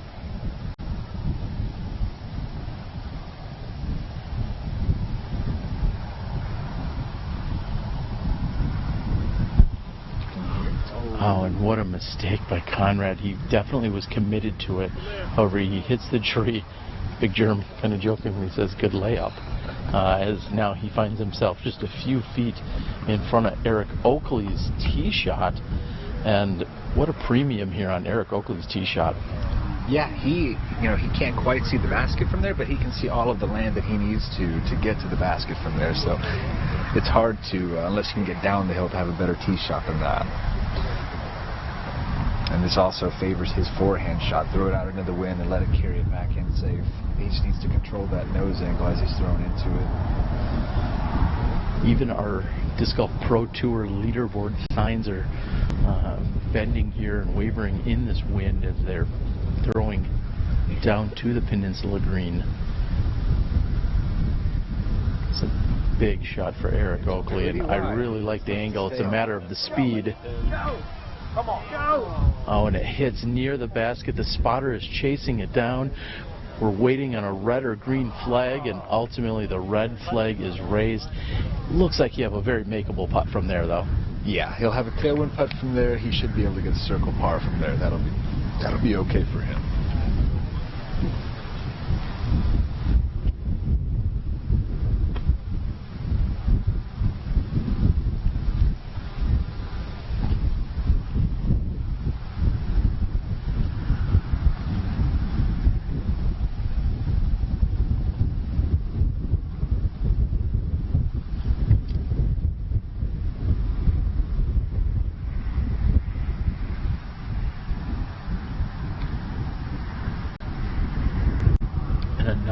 putter shot here by James Conrad. That may have actually helped him because it looked like that was turning over far too hard. I think that was going to find the OB, and that kicked out. Yeah, I agree. That was a hard angle on that putter coming out. Again, he's throwing into a headwind that is not slowing down at all here. It actually feels like it's picking up as we're playing along. We're getting closer to this river, and we can just feel it whipping off.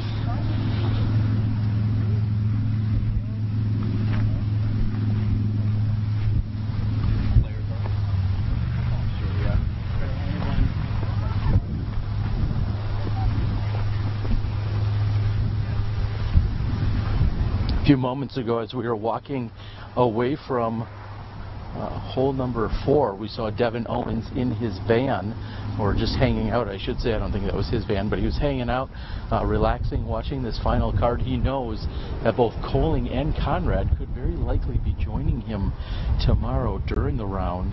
Right now, Devin Owens, your clubhouse leader, 11 under, Koling at 10, Macbeth at 10, and Conrad was at 9.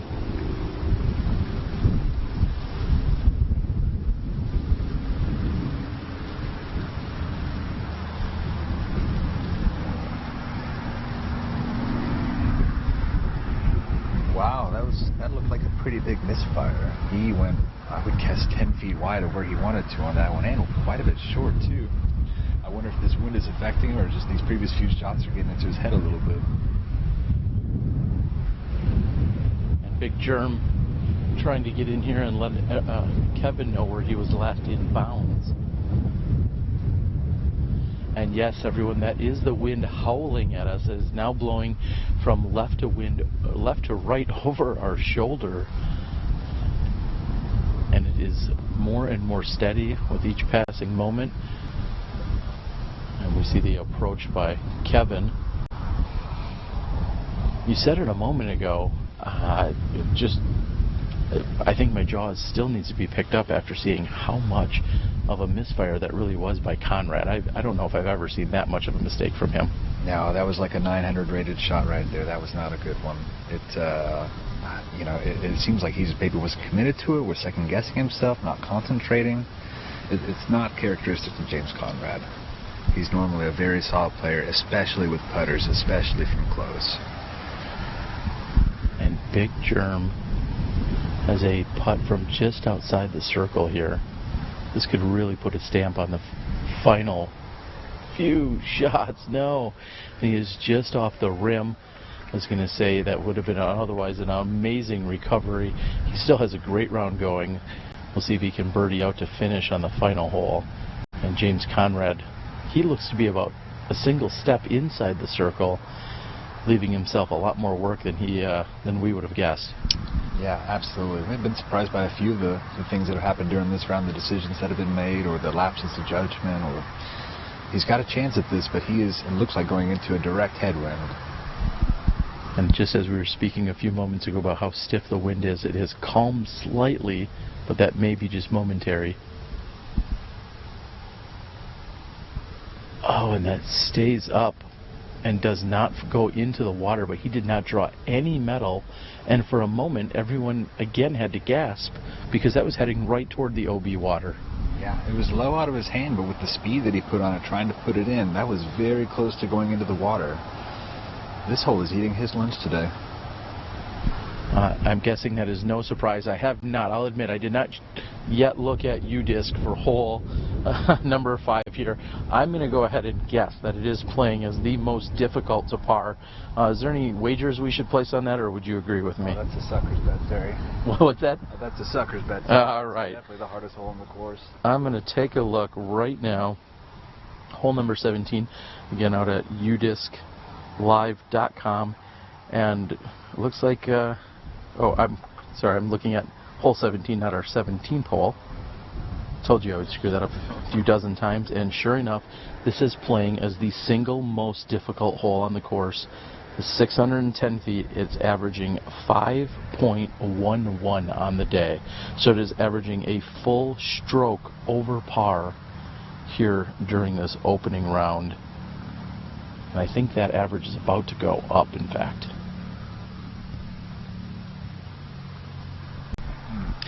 Eric gives it a good run, but just keeps it a little bit to the right.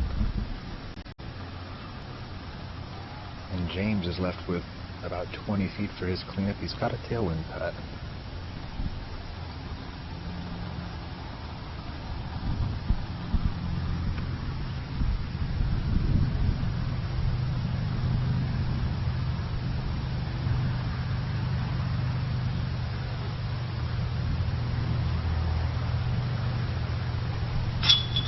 And great concentration.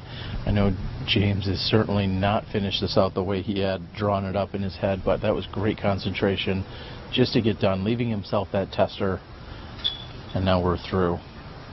We've got just one hole to play as we're moving on. We'll see you guys in a few moments. Eric Oakley's going to tap out. Thank you guys for joining us. We'll see you in a few.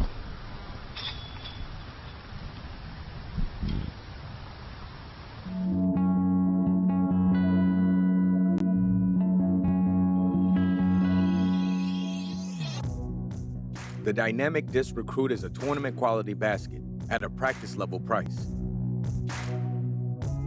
The Recruit is the ultimate basket for backyard practice or temporary courses. Get ready for tournaments. Get better. Get the Recruit.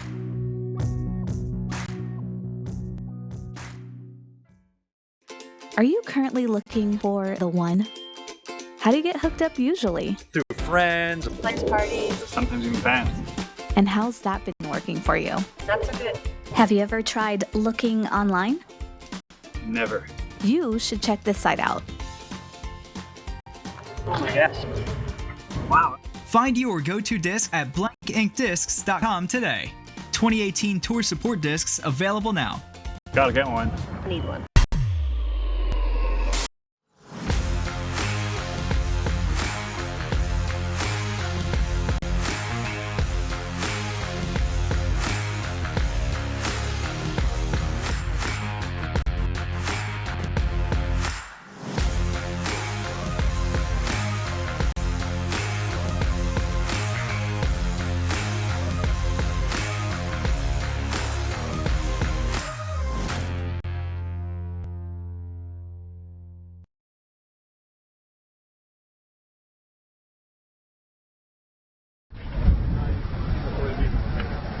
Welcome back to windy Waco.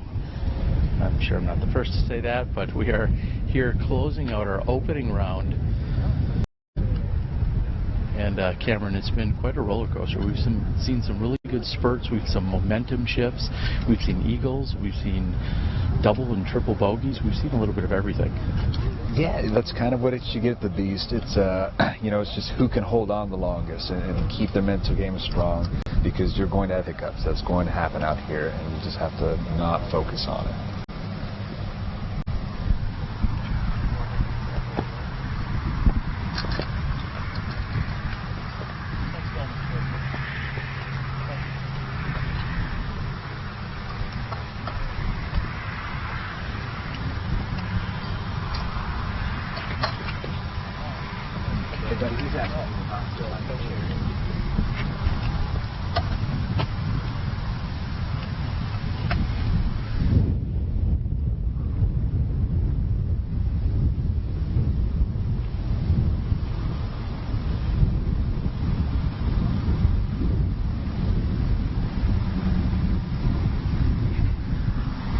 And Big Germ holding off as he was distracted for a few moments, but then throws a great looking tee shot here. That's exactly what you want to do here. Yeah, absolutely. All these guys can throw that distance to get to the basket, but with this headwind whipping, that is the perfect landing spot where Germ just threw it to.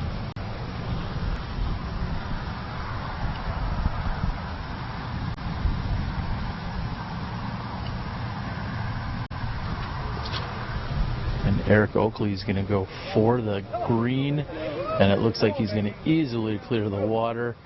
Or is it easily? Eric Oakley, just raw power. Yeah, typically shots that look good on this hole are not. It's the ones that look too far, too turned over, that wind up being the good ones.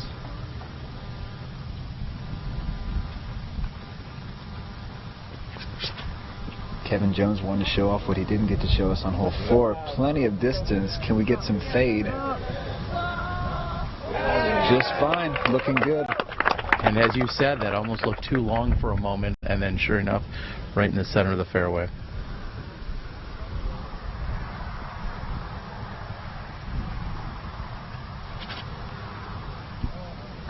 James Conrad's going to play it out over the water. That's going to find land, and he'll have an approach from there. Let's see how the women did on the final hole in the opening round. Final hole of the first round of the Waco Annual Charity Open. Sarah Holcomb in the lead on the card and in the entire division. Paige going over the water. That turns over hard. She's going to find the OB,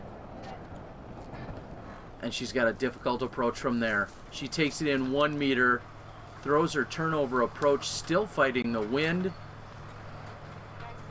And that's going to challenge the Circle 1 flag. She's short of it, but cans the putt, takes the penalty stroke, saves the par, and picks up a stroke on the rest of the card. Sarah Holcomb's your leader after round 1. Paige sitting in third.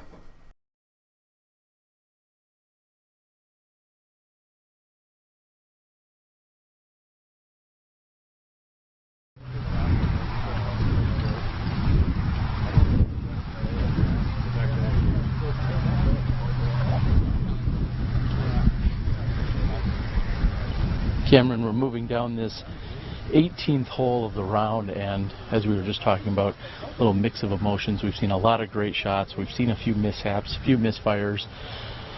Overall, pretty good opening round out here today. Yeah, absolutely. You know, we've seen the weather come into effect a bit, and then we've also seen some players just make some bad decisions. We've seen some, we need that to hold and just settle.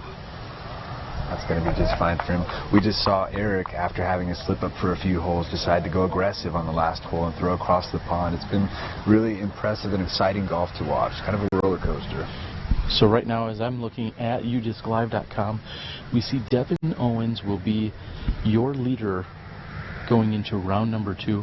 Paul McBeth is either going to be in second alone or possibly tied with Big Germ, Jeremy Koling, if Big Germ can convert on this putt, which I'm expecting him to do so. And then it looks like we have Greg Barsby, Emerson Keith, Drew Gibson, Nate Perkins, and Joel Freeman, and 19,000 other people all tied for third. But in all seriousness, it looks like Greg Barsby will get the nod to then round out the lead card. Greg Barsby, a longtime PDGA member, the tiebreaker going to PDGA numbers. So as of right now, we're looking at Owens, McBeth, Koling, and Barsby on your lead card for the second round tomorrow.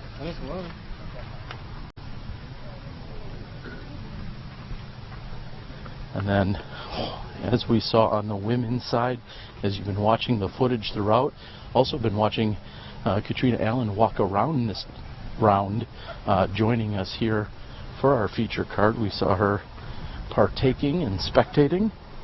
But on the women's side, your leaders are Sarah Holcomb, Katrina Allen, Paige Pierce, and Lisa Fakis. Is it fair to say there's no real surprises on top of that leaderboard in the women's side?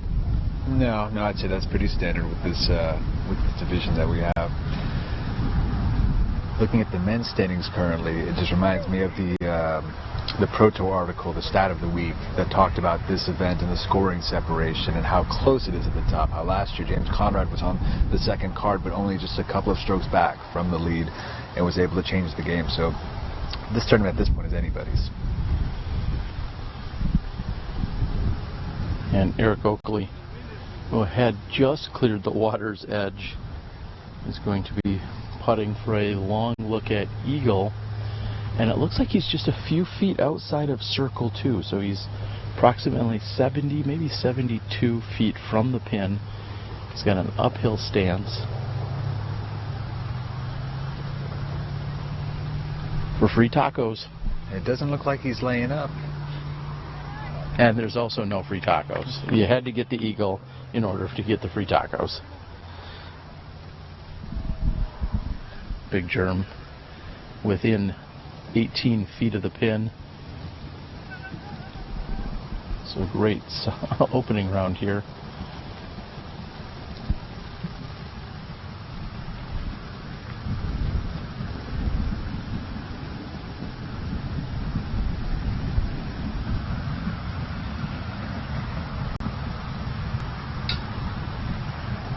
James Conrad just short. Conrad currently in a tie for 15th place, along with Simon Lazai, Garrett Gerthy, Nate Sexton, Ricky Wysocki, Weston Isaacs, Chris Clemens, Kyle Barnhouse, and Alex Russell.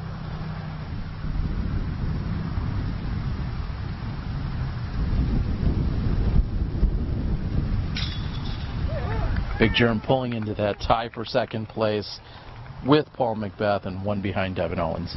Yeah, it looks like it hung that right side but stayed in. He's happy that one stuck, but Conrad misses inside the circle. That's uncharacteristic for him. He's missed a few putts this round that we did not expect him to miss. As Kevin comes up short from just, what, 15 feet? Goodness.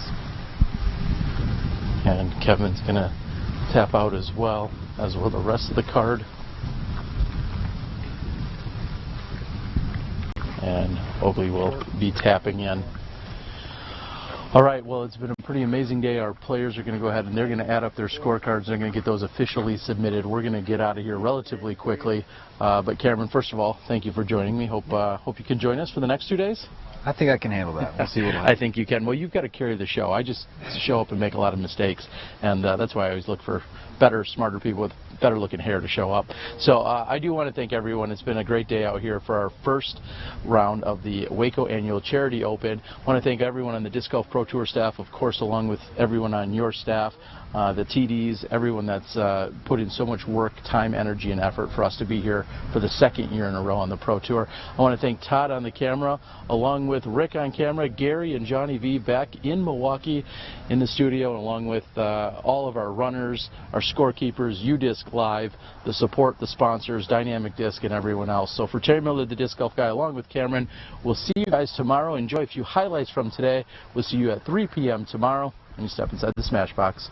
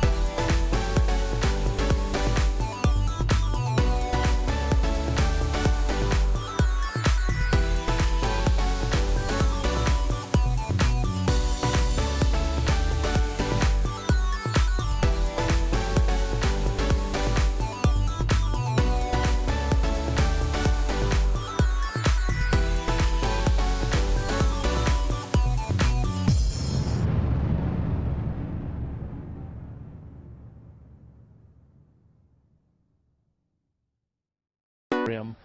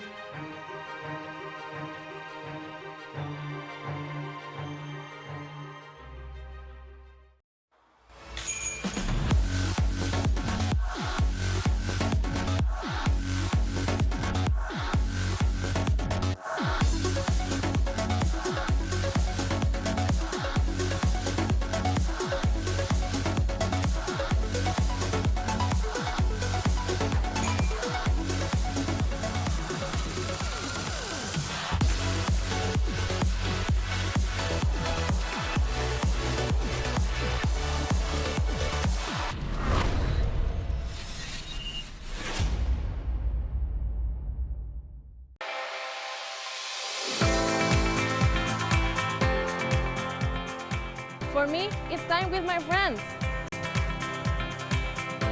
For me, it's a walk in the park. For me, it's my job. Go in. Oh. For me, it's all about the exercise. For me, it fits into my busy lifestyle. For me, it's my passion.